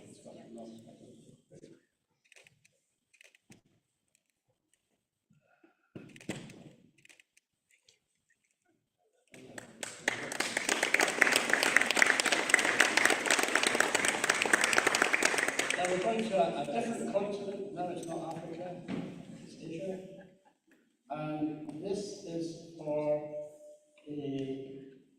also gold medal to Chennai Metro Rail.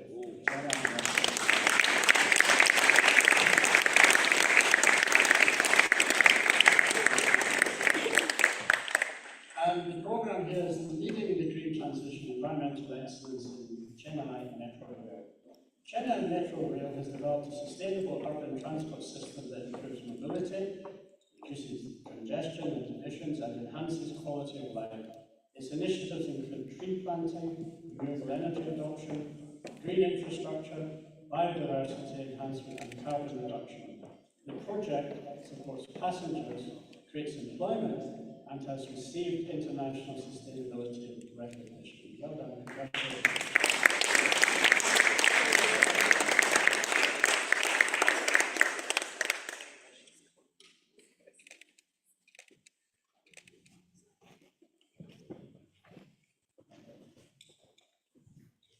And also from India, collecting the silver medal is AGI Green Pack.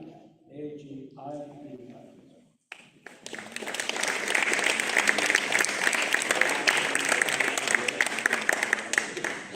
Sorry, they're not. AGI Green Pack has won the award for installation of dry optical coloured sorter, fibre sorter and grinding machine for recycling and reusing waste glass materials. This sustainability initiative transforms glass manufacturing by maximising recycled glass use through advanced sorting technology, reducing waste to 5%, cutting carbon emissions by approximately 150,000 tonnes, diverting landfall waste and setting a new benchmark for circular manufacturing and environmental excellence. Well done. AGI Green Packaging. In a sense. Next we have an environmental improvement gold medal for SW Core Malaysia. SW Core Malaysia.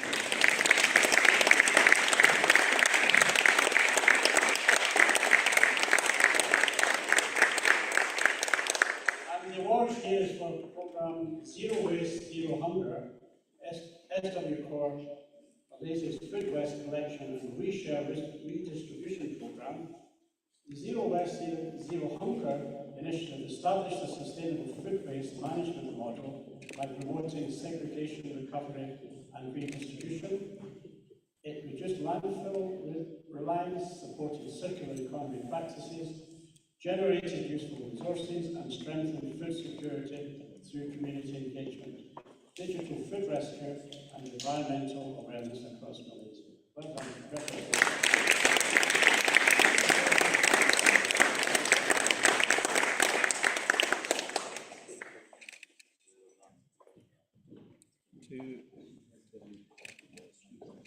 Thank you.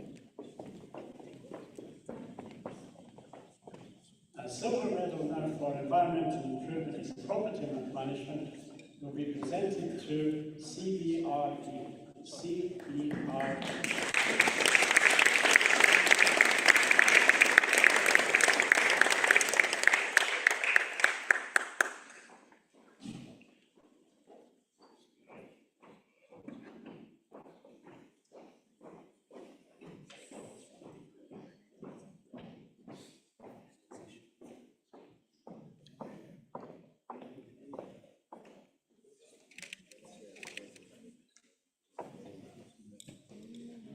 CBRE has developed a program called Building on Success, Accelerating Environmental Improvement Across NHS Estates. CBRE partnered with National Health Service Trust to secure more than £1.5 million for energy and carbon reduction projects, delivering lasting environmental improvements, reducing emissions and energy use, supporting net zero ambitions, and creating a scalable model for sustainable healthcare estate decarbonisation. Very interesting. Well done.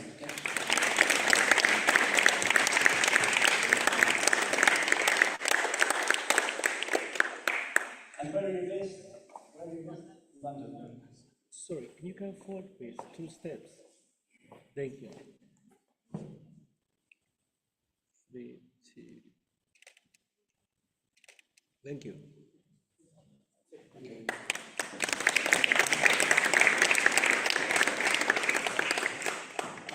gold medal also goes to CBRE 61 Suffolk Street.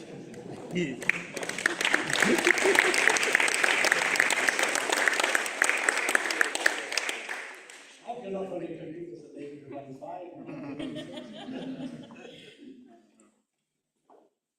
Delivering energy efficiency in the NHS.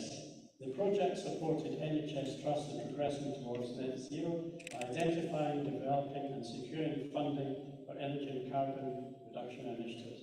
CBRE provided technical assessments and business cases for sustainable estate projects, enabling implementation, reducing emissions, improving efficiency and supporting NHS decarbonisation goals.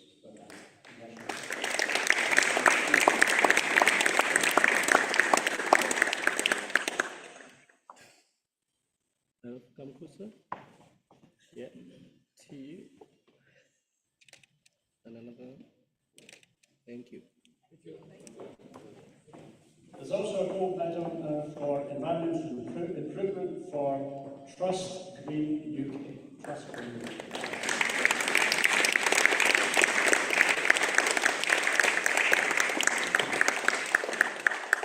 This was for a programme on called Small Space, Big Impact, embedding nature recovery into everyday open space management.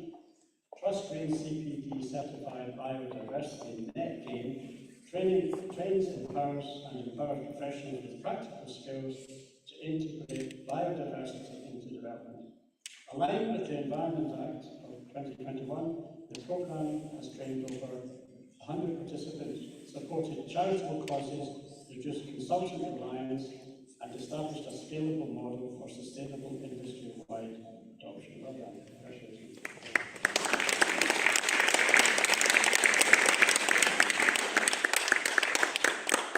And your guest? Rutland. Thank you.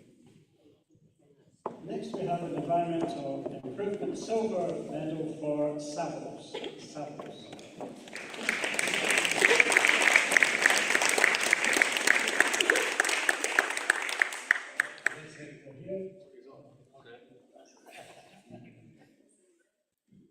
This is for a program called Transforming Waste, Transforming Culture. St. James? Oh, is it you? Oh, is that you? Oh, right, thank you.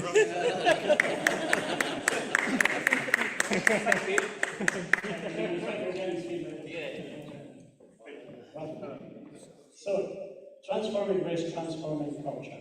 St. James's Quarter transformed waste management, increasing recycling from 56% to 80% in under 18 months. So it's not too much to use. What a shame. We were looking forward to it. This is about like you gave the Oscar to the wrong person a few years ago, wasn't it? Warren Beatty. Anyway, I'll start again. Savos, transforming waste and transforming culture. St. James Quarter transformed waste management, increasing recycling from 56% to 80% in under 18 months through innovation, collaboration, and data-led decision-making.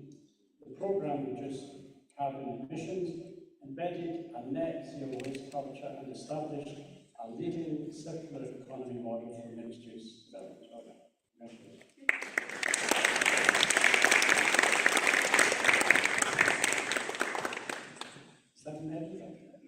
All right, 3, 2, 1. Sorry. And another. Thank you. Are you based in Edinburgh? Yes, that's right. And now the bronze medal is presented to Caledonia Park. Caledonia Park.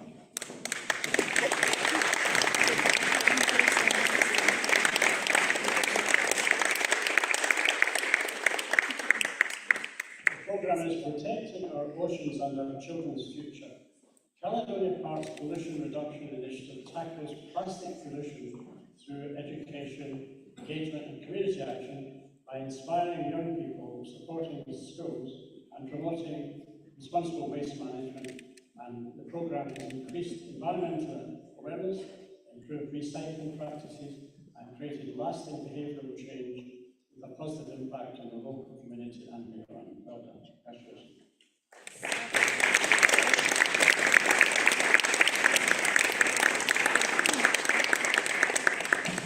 With a name like that, I expect you to do this in Scotland.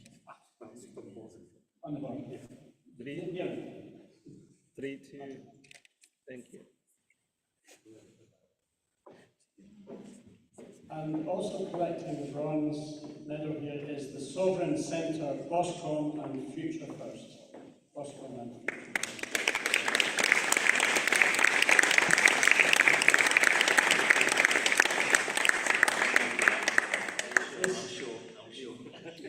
This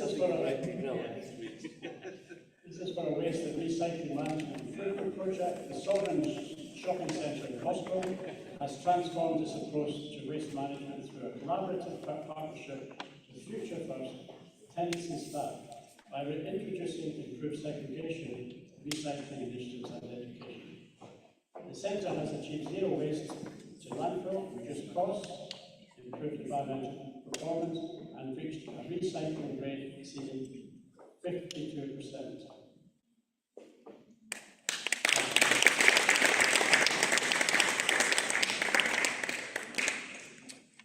Now, it looks as if we're near the end, and I'm seeing some repetition in the names, so I'm just wondering if maybe that was an over-enthusiastic typist. Typing the same thing more than once, but there is I'm just following the list. Another bronze medal this time for Trust Green UK.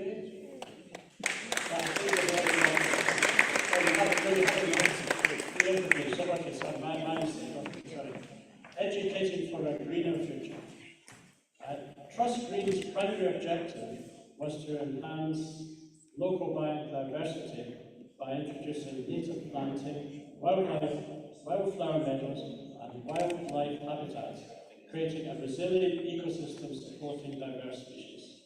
The project exceeded biodiversity net gain requirements, engaged the community through education and involvement, and established a replicable model for future green spaces. Well done.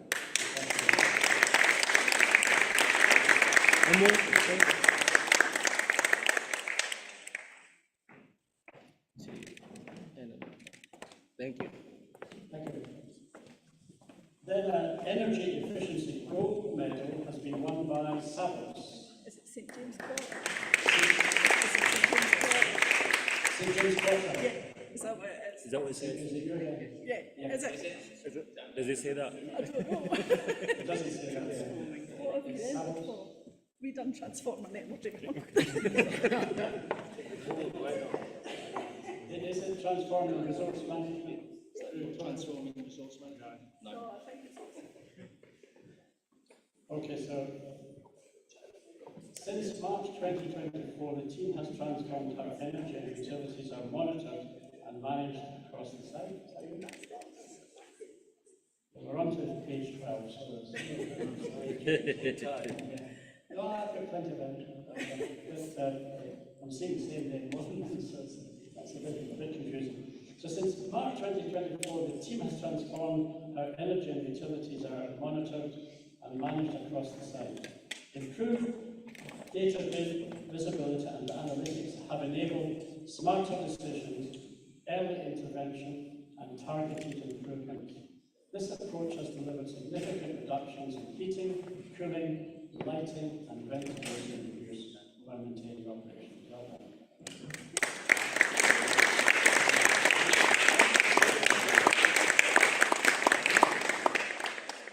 3, 2. Thank you. We now move to energy efficiency silver medal, which goes to weights. Weights. W-A-T.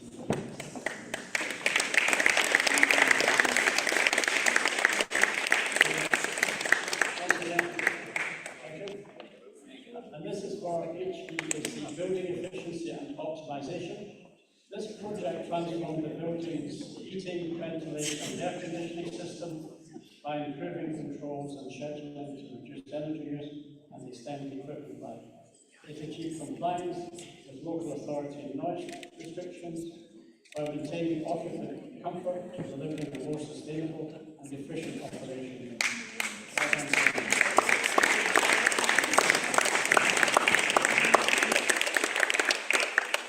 Now, a gold medal for environmental innovation will be presented to Apriona, UK. Apriona, UK.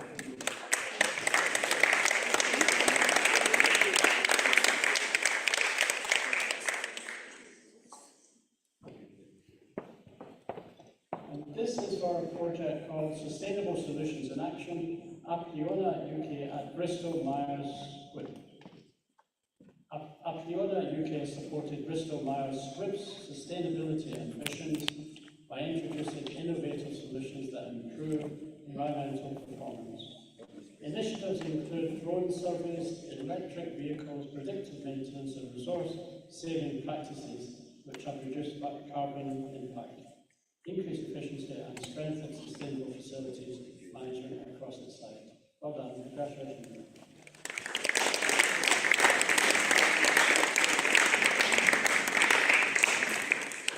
From Bristol, I take it. From Bristol? Bristol? Liverpool. To Anthony. Good.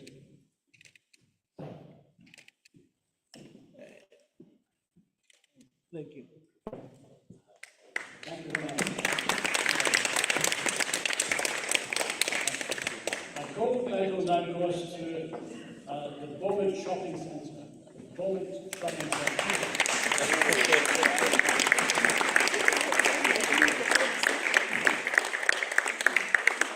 For a programme entitled Transforming Waste into Worth, Bowman Shopping Centre has transformed its waste management approach since 2022 by redesigning processes, improving recycling performance and reducing reliance on landfills. Through collaboration, innovation and stakeholder engagement, the Centre has embedded sustainable practices that turn waste into a resource while strengthening environmental responsibility across its community. Well done. Congratulations.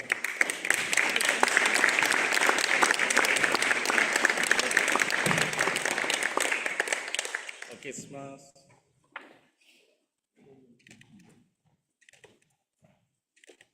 Thank you. Based in Leicester. Now, Property Management Environment Improvement Bronze Medal has been won by Building.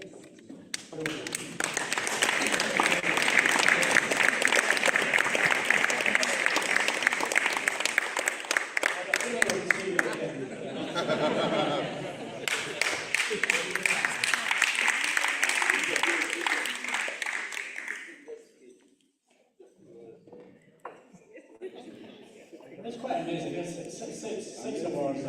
Let's have another round.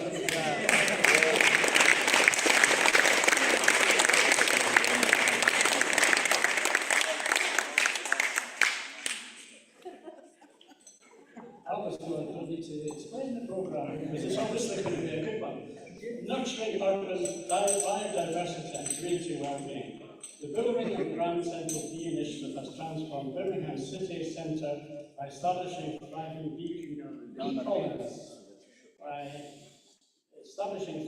bee colonies that support urban biodiversity and well-being. It's quite a lot, isn't it? Since 2019, the project has enhanced pollination, produced honey, and partnered with Birmingham Mind to connect environmental action with greater mental health support. That's astonishing, isn't it? That's brilliant. Well done. Congratulations.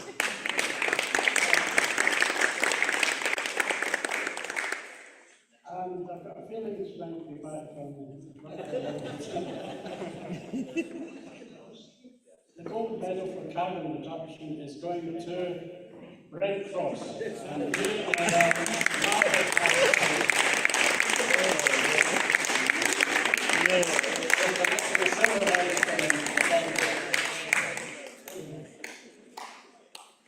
This is for intelligent carbon reduction through strategic shifting at Red Cross Shopping Centre. Red Cross Shopping Centre has implemented grid edge AI technology to optimise energy management, reducing consumption, carbon emissions and costs. The system provides data-driven insights, supports operational efficiency, and has delivered measurable sustainability improvements while maintaining excellent experiences for retailers and visitors. Well done again.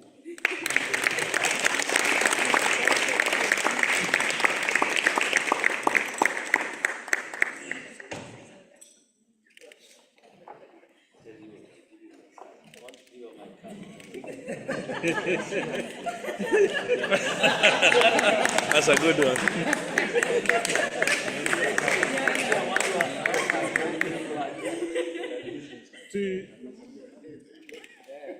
Thank you.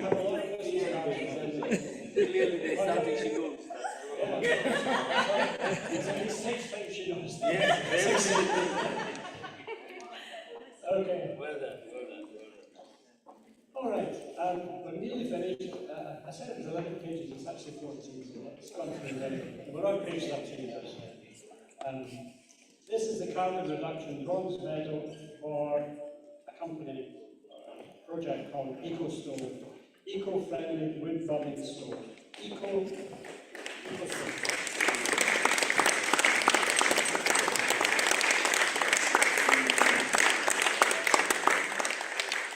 EcoStove has transformed residential heating by creating an innovative, low-pollution, wood-burning solution that provides whole house warmth.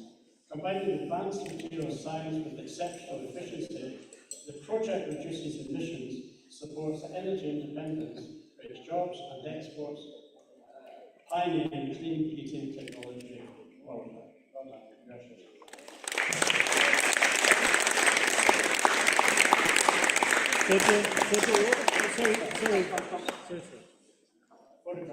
Photo with the medal. Turn the medal, please. Flip the medal. Thank you.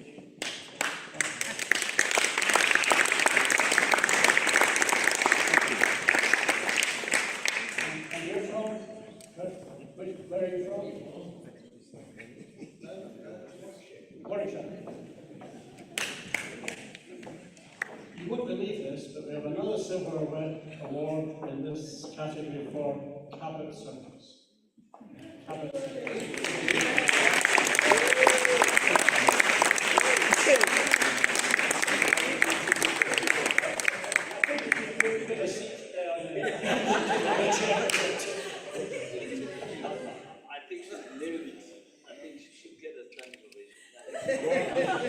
Yeah, let's have a standing ovation.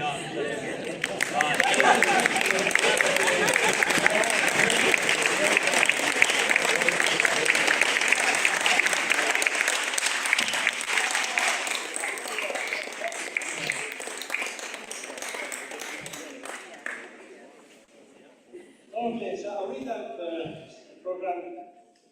Sky to Earth, our carbon reduction pathway. Through the combined implementation of solar photovoltaic technology and rainwater harvesting, the team achieved a verified reduction of 61.45 tons of carbon since January 2024. Their integrated sustainability approach has reduced energy and water consumption while demonstrating environmental leadership and delivering measurable operational benefits. Well done, congratulations.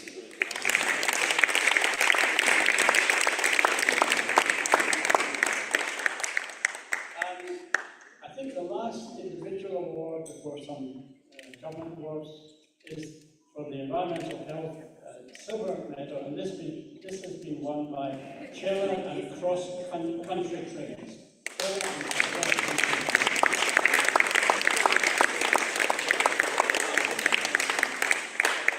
And this is under the title Washroom Sustainability. Chiller has partnered with Cross Country to improve washroom sustainability across the rail network. Great idea. Through careful evaluation, they produced a plant-based, pure, clean range and recycled pure soft paper products, significantly reducing carbon emissions, plastic waste, and chemical use. The innovative approach advances environmental responsibility and supports a circular economy. Congratulations to that. So finally, we're on page 14. That's another one, page 15, but that's not an award. Finally, we have a few awards for the winners of national campaigns organised by the Kenyan government,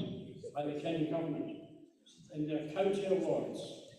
And the county awards, the gold medal has been won by Taraki Niti County, which the governor is representing today.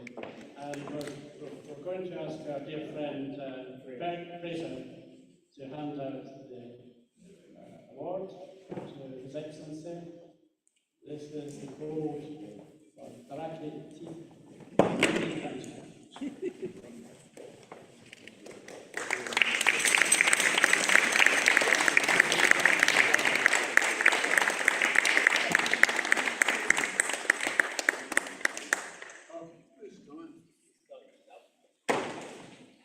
And the silver winner is McQueen County. McQueen County? McQueen County, sorry. McQueen County.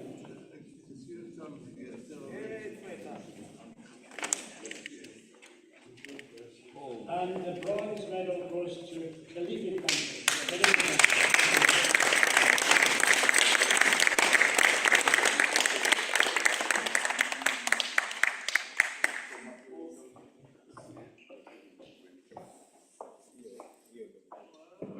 And so these are national awards to the different counties. Remember, 47 counties. I've only got another 44 to do that. Now it's for the corporate sector, the Kenya corporate sector. 1 minute.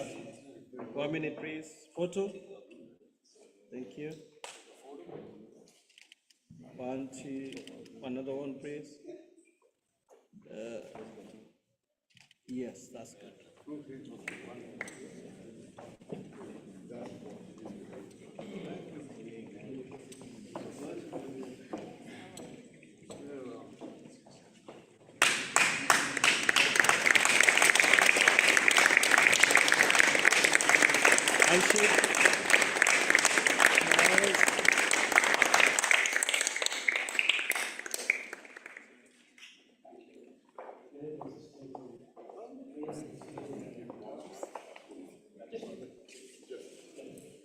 In the Kenyan corporate sector, there are 2 gold winners, Higher Delta and Proximity Group. I know that this is Proximity Group.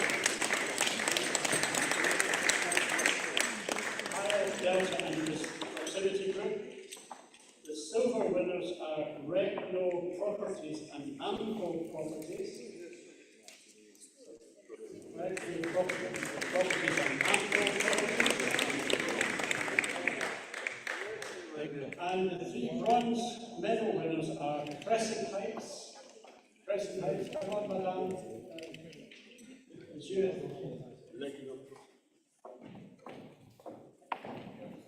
Petrocom. And last but not least, and the very last medal of today, RMK Investments. RMK Investments.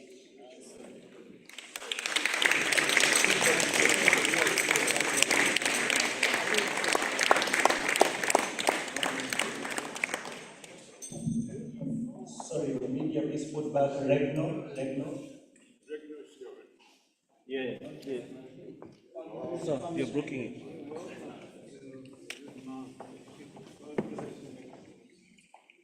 it. Sorry, hello. You're going too fast for the photo. Picture. 3, 2, 1 minute. Sorry, wait there. Yeah, 3, 2, nice, and 2, nice. Thank you.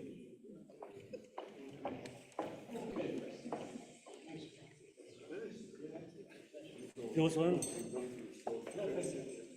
Crescent. Okay, so for Petrocom and That's Crescent.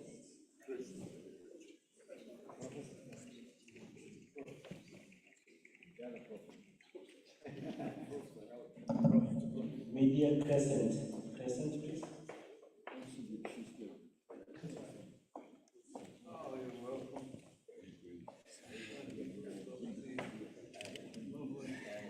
Come, photo, please. T. One more. Two more. Thank you. thank you.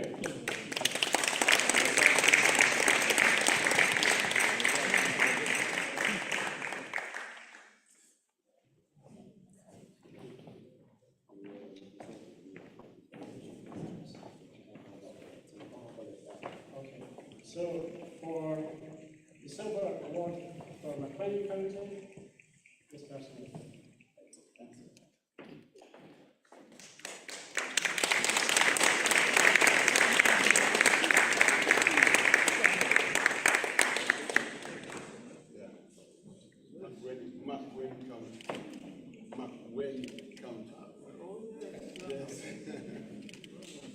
That's okay. 3, 2. Come one step forward. 2. Thank you.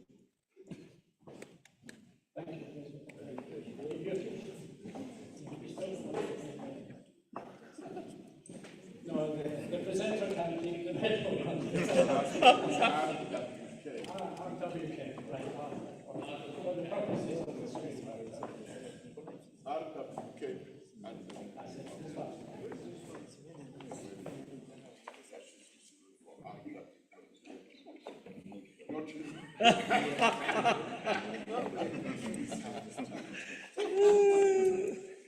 Sorry.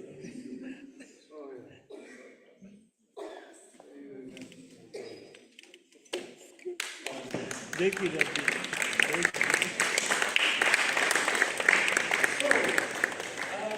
Finally, the awards evening.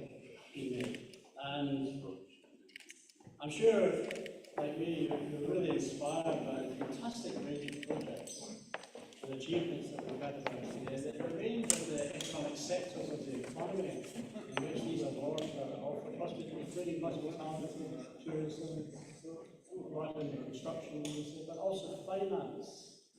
And when I was reading out these programs, apart from the fact that there were so many big words there, and it was difficult to read them at times, it just struck me how much work is going on in this area that goes unnoticed by the general public.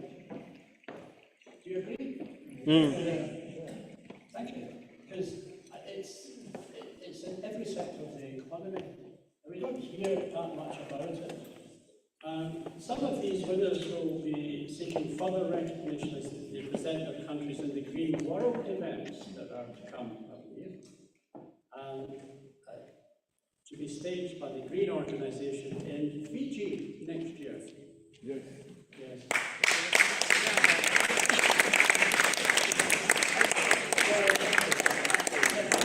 In Fiji next year, you can ask me to be the MC, but and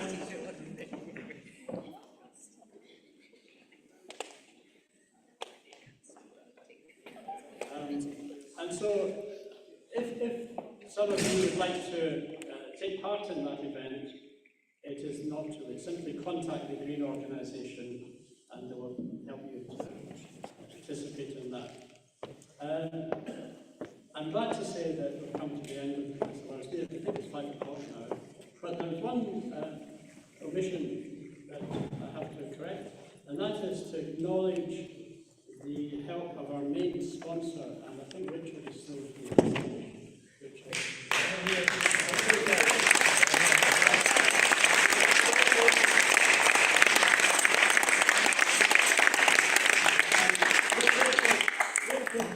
Representing the company campaign.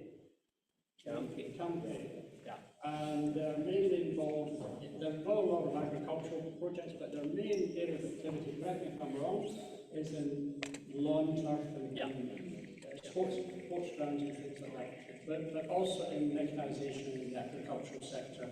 And so it's particularly, it's a particular pleasure for me to meet you and Nick at the beginning of the week to learn of your ambitions to work in some African countries, especially in the agri area. So, would you like to say a few words? Oh, very few words. Yeah, I've got a monster speech here, but it's only half a page. past 5 on a Friday. No, go ahead. I've got a beer at home. First of all, I would just like to thank Lucas. Yeah. I would very much like to thank Lucas for inviting us along. We've been key sponsors, as I just discovered, for the whole week. So I've been here Thursday, Friday last week, all this week. So we have made some fantastic relationships. We've met some wonderful people. I was going to stand up here, but what I'm going to do here is this. I'm not doing my speech. If any of you guys want to know what we do or what we're about, these books are over at the side there. One thing I would say to you is, we are a company that does machinery supplies, no matter what, throughout the world. We provide solutions. One of the solutions that we had great pleasure in was, as a machinery supply company into ground care and agriculture, we took a phone call from Lucas. And the phone call went along the lines of, "Hi, I'm Lucas, I'm from Kenya, I've got a pineapple farm and I need some machinery." And we thought, well, that's the most unusual kind of request that we've had in a long time. Because this is really our bread and butter. We took advantage of this opportunity and we provided exactly what Lucas was looking for. Tractor front loader, cultivation of equipment.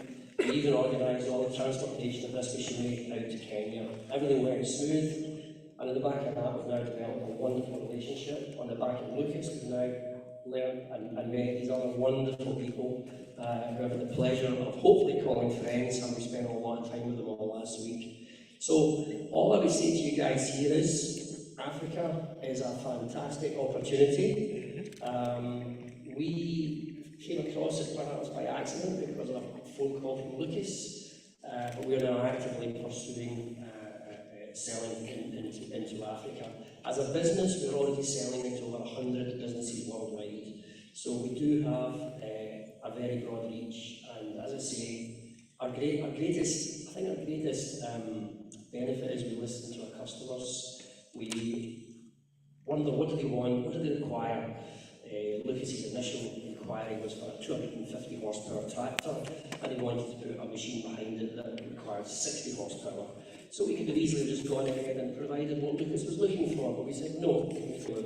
We've developed a strong friendship. So I just want to say thank you so much for inviting us along and being a part of this wonderful occasion. And I'm done. It's Friday night. Let's all get home.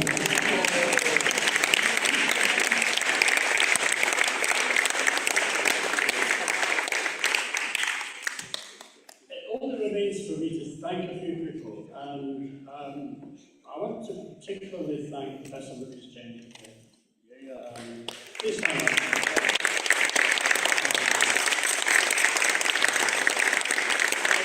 If anybody deserves a medal, it's Lucas. The amount of work that this gentleman puts into these activities is boundless. To such an extent, I mean, we're good friends, so I can say this to you. I had to confirm whether I should be here in the afternoon or the morning yesterday because I got all confused over the times and everything. And you confirmed it was the afternoon, so I got here at the right time. And I said to my wife, to be honest, I'm so glad it was the afternoon and not the morning, because we've been quite busy this week. We're going to Kenya next week for the graduation, and I was here 2 or 3 days this week. But I made a comment to my wife that I think Lucas will be pleased about, that he's a God-driven man, first and foremost. And he doesn't hide it, nor should he. But, you know, we're recognizing the fact that not all people are the same. That's fine. And everything he does is for that objective, God's kingdom. But he does it in such a way that, and this event this week is a prime example of that, the amount of organisation involved in this. I think you said you had tried to get about 150 visas arranged for various people, high-level people, you could say people like the governor and even some others in the cabinet office to come here, and I think about 120 of them were refused or something like that. 150 visa applications. Think of that. That's a huge, huge task. I used to do it in my university for it was the bane of my life, sending visa requests, because they usually go to South Africa first, and you'd get a call from Johannesburg. Have you invited somebody to your conference? You forget their names, and a lot of them were rejected for this event. So every day I was coming here, I was here last Friday, a couple of times this week, the number just kept growing each day. And today when I arrived, I saw all of you in the car park. I said, this is fantastic. This is what Lucas has been asking for by the end of the week, so that all his effort has been worthwhile. But he is a man of boundless energy and goodwill as well. And I'm sure you'll join me in thanking him for all the work he has put in to this week, this 10 days actually, 10 days of activities on the back of the Commonwealth Games. If we're to use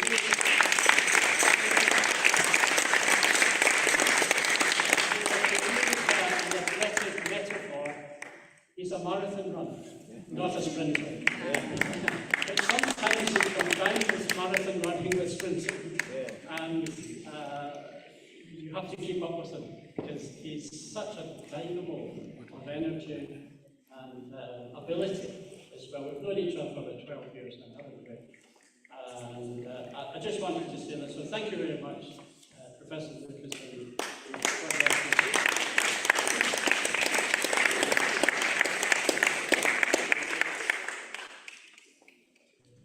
And just finally now, to thank His Excellency the Honourable Thomi Njuki, Governor of Laraki County. It's a county I've not visited yet in Kenya, that's why I'm struggling with the pronunciation. Particularly for honouring us with your presence here and for shaking so many hands. Particularly the hands of a young woman who collected, was it 6 members? 6 or 7. She's probably away to another event. Is she still here? Yes. She's very shy, I think. So. You sure you don't want to say anything?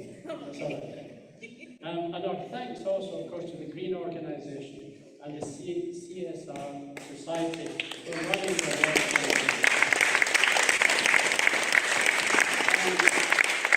But most of all, thank you to each and every one of our winners and everything you do in the world, in this arena, in this space of environment and CSR. You know, as I get older, you know, you kind of despair, don't you, when you put the news on? It's just so depressing. You turn on the television, it's just the same thing. Wars here, wars there, sort of thing. You know, you say to yourself, give us a break. Give us a break. This has been a great break this week, isn't it? I've hardly watched the television this week. I know that things are hotting up in Iran and so on. And it's you come to an event like this and you get a reaffirmation of belief, I think. So, with that rather grandiose and phrasing, thank you all for coming. Keep up the good work and have a safe journey home, particularly those of you who are going back to Nigeria, Kenya, India, etc. Thank you very much and all the best. I think the Governor would just like to make a final remark, just by way of protocol. Thank you.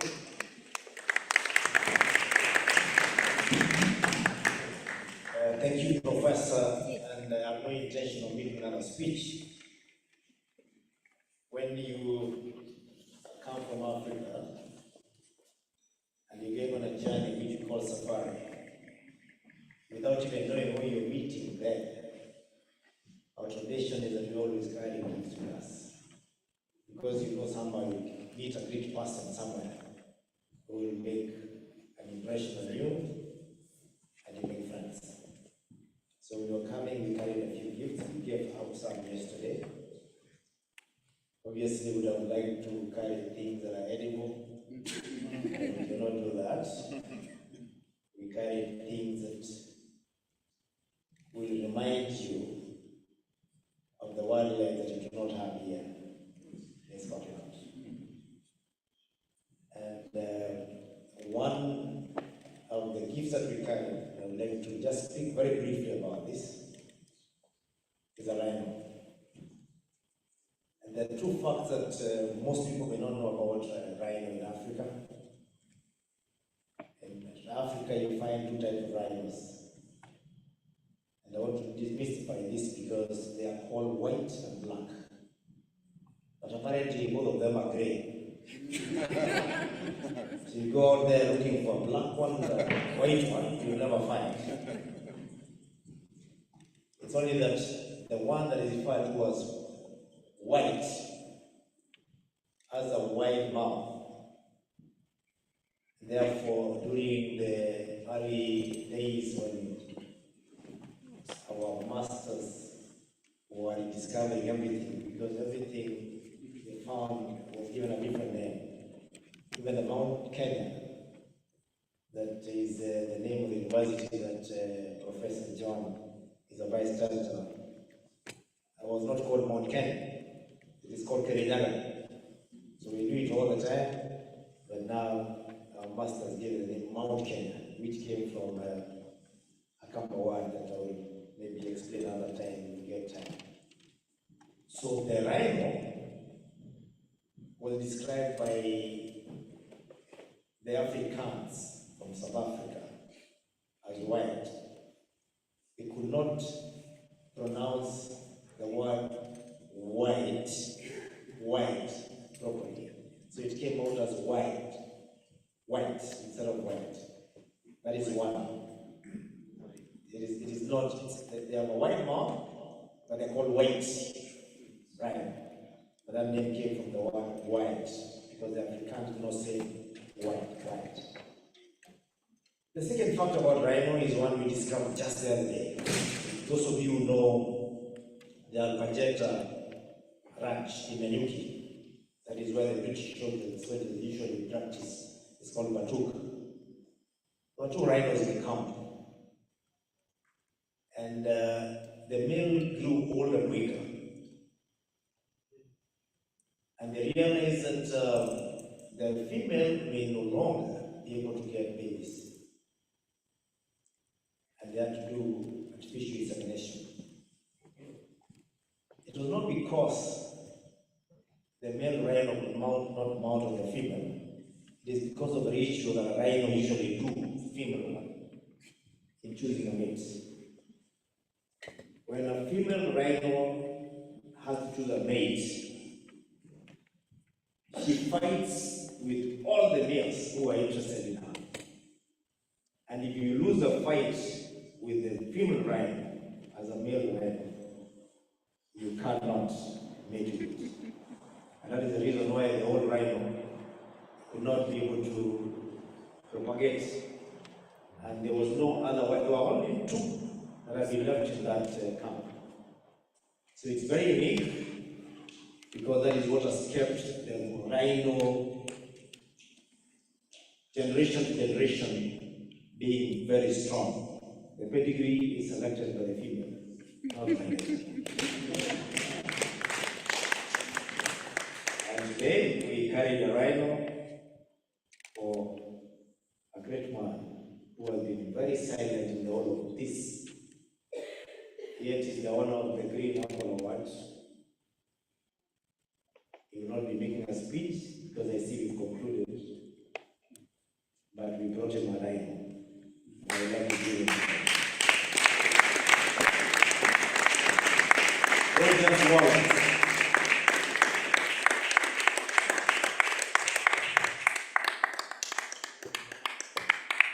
The rhino is enough to the part. When we thought the part of using in the rhino, if Rogers may want to store his last meal is a bottle of wine on the back of the rhino.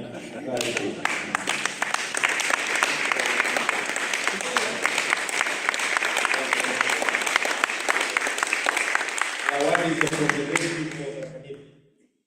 Thank you very much. We also carry other small animals to support the rhino. And I would like to give one of those animals without describing it to Professor John Stratus for standing here for 2 hours.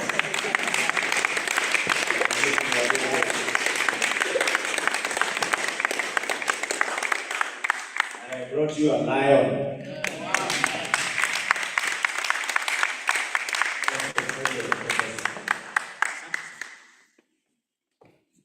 And I would like to give this gift to a man who made our day today by being the biggest sponsor of this event. I don't know if he's still here. Who has been able to bring machinery to Kenya. And this comes with an attachment because I saw a lawnmower today near in the hotel where I'm staying. It has a golf course, and I'm used to lawnmowers that you push yourself. So today I saw a man who was riding one and spinning, and the grass was just becoming more smoother. And I said, this one, I'll ask Richard to put it in the consignment that you'll be taking to Kenya for Professor Lucas. So look for that lawnmower. But it's not for that reason that I'm going to give you an animal today. It is because you made a difference in sponsoring this event. So I brought you an elephant.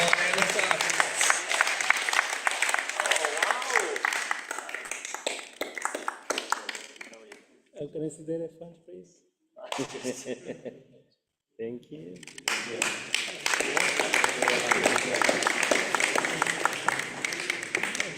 The last gift is going to go to a man who is not here right now, but was here in the beginning. We'll all enjoy his melodies because he was piping for us. The piper was put to another. Raymond Piper. And the great people of the Kaneli gave him another elephant. With a trumpet.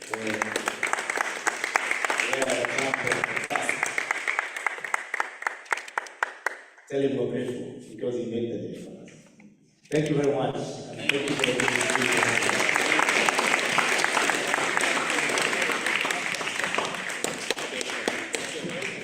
Thank you, Your Excellency. As we move, I know it's quite late, but there are people who have interest on what is happening in different groups. One of the biggest ideas of the Global Diaspora Village is to engage.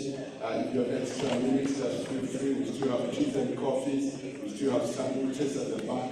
Just feel to engage. Don't feel rushed. We have the space after 7 p.m. Thank you, everybody. Yeah, there is a group that requested Macau. Yeah. You get it. No, it's a person of the media.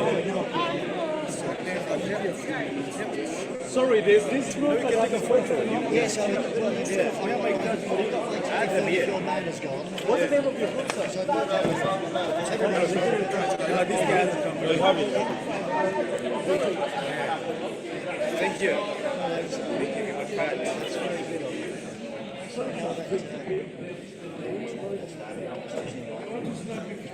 you, I really appreciate it. I'll get in touch with you definitely. Just drop me an email and feel free to do the same. Thank you. Can you take the photo? Shall I give you my phone as well? Yeah. Thank you very much. If I can get my phone to start. Thank you, sir.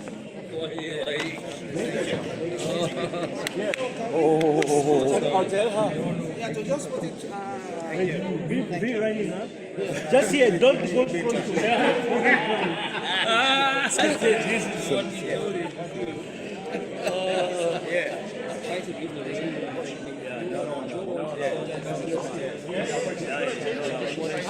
She's changing it. Look. She's changing it. All right now, Prince? Yeah. That's awesome. I was like, I heard the talk.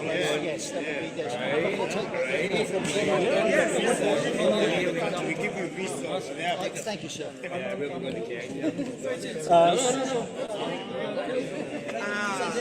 just want to say, one of our sister companies is the same. You're involved in that. We've kind of got a big different like. Sorry, is it okay if I take that picture?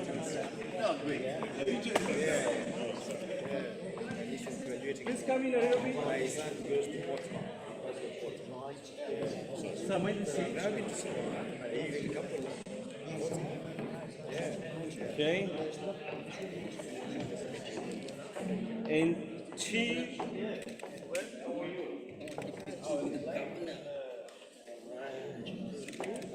Wait. Okay, 3, 2, smiles, please. That's good. And 3, 2.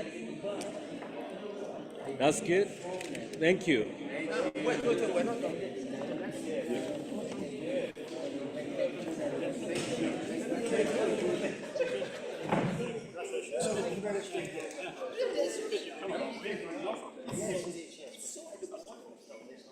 Okay.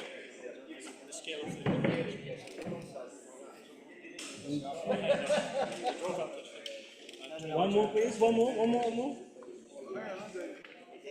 Yeah, do.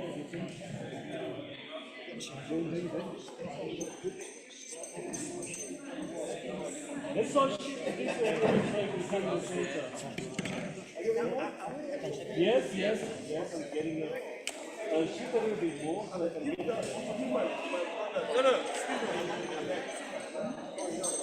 He's engaged. Okay, 3, 2, you get a picture.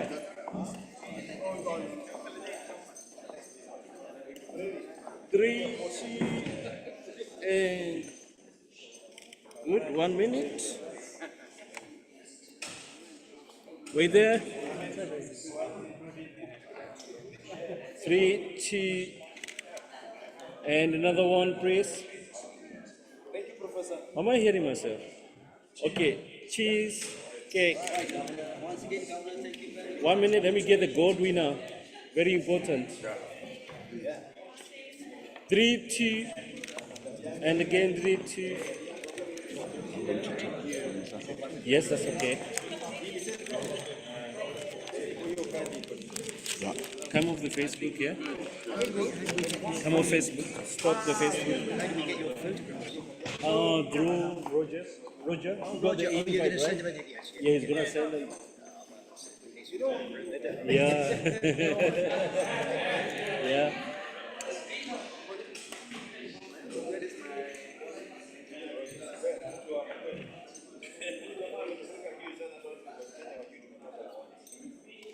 Hello, sir. How are you? Oh, that's having you. You go back today, or you stay? Oh, you came yesterday. How long are you staying here? Tomorrow. Okay. I need your help actually. So these Yeah. books, 10 pounds. 10 pounds.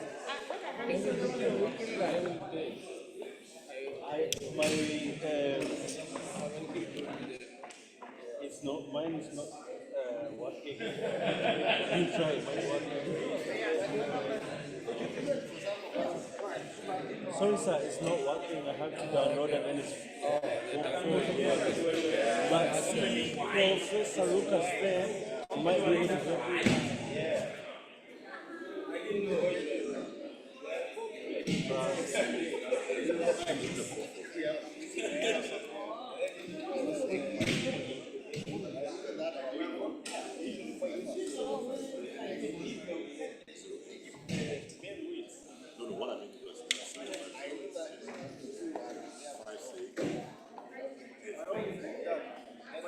So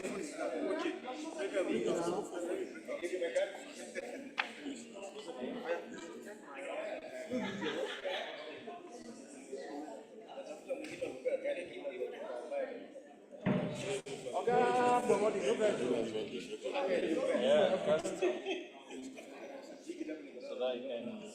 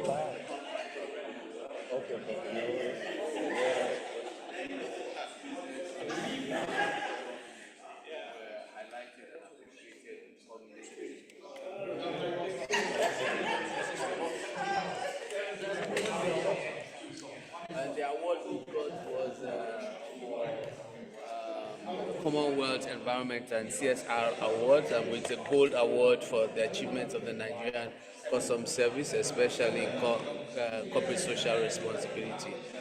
And in Custom cares. Custom cares. The efforts of the service is custom cares initiative, and the impact we've had in border communities, either in various areas, including healthcare, education, and environment. Thank you. So what I will ask you is, The focal person. I want you to talk as the controller in charge of customs operation. That's where.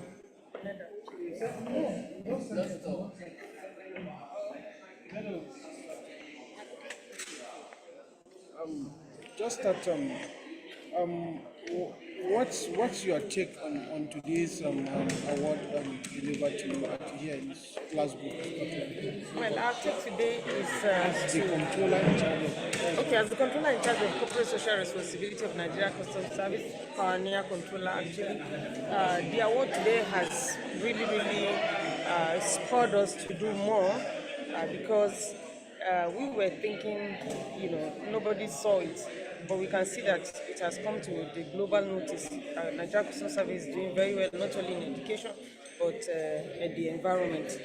And it's awesome, so to say. So looking forward. Yeah, looking forward.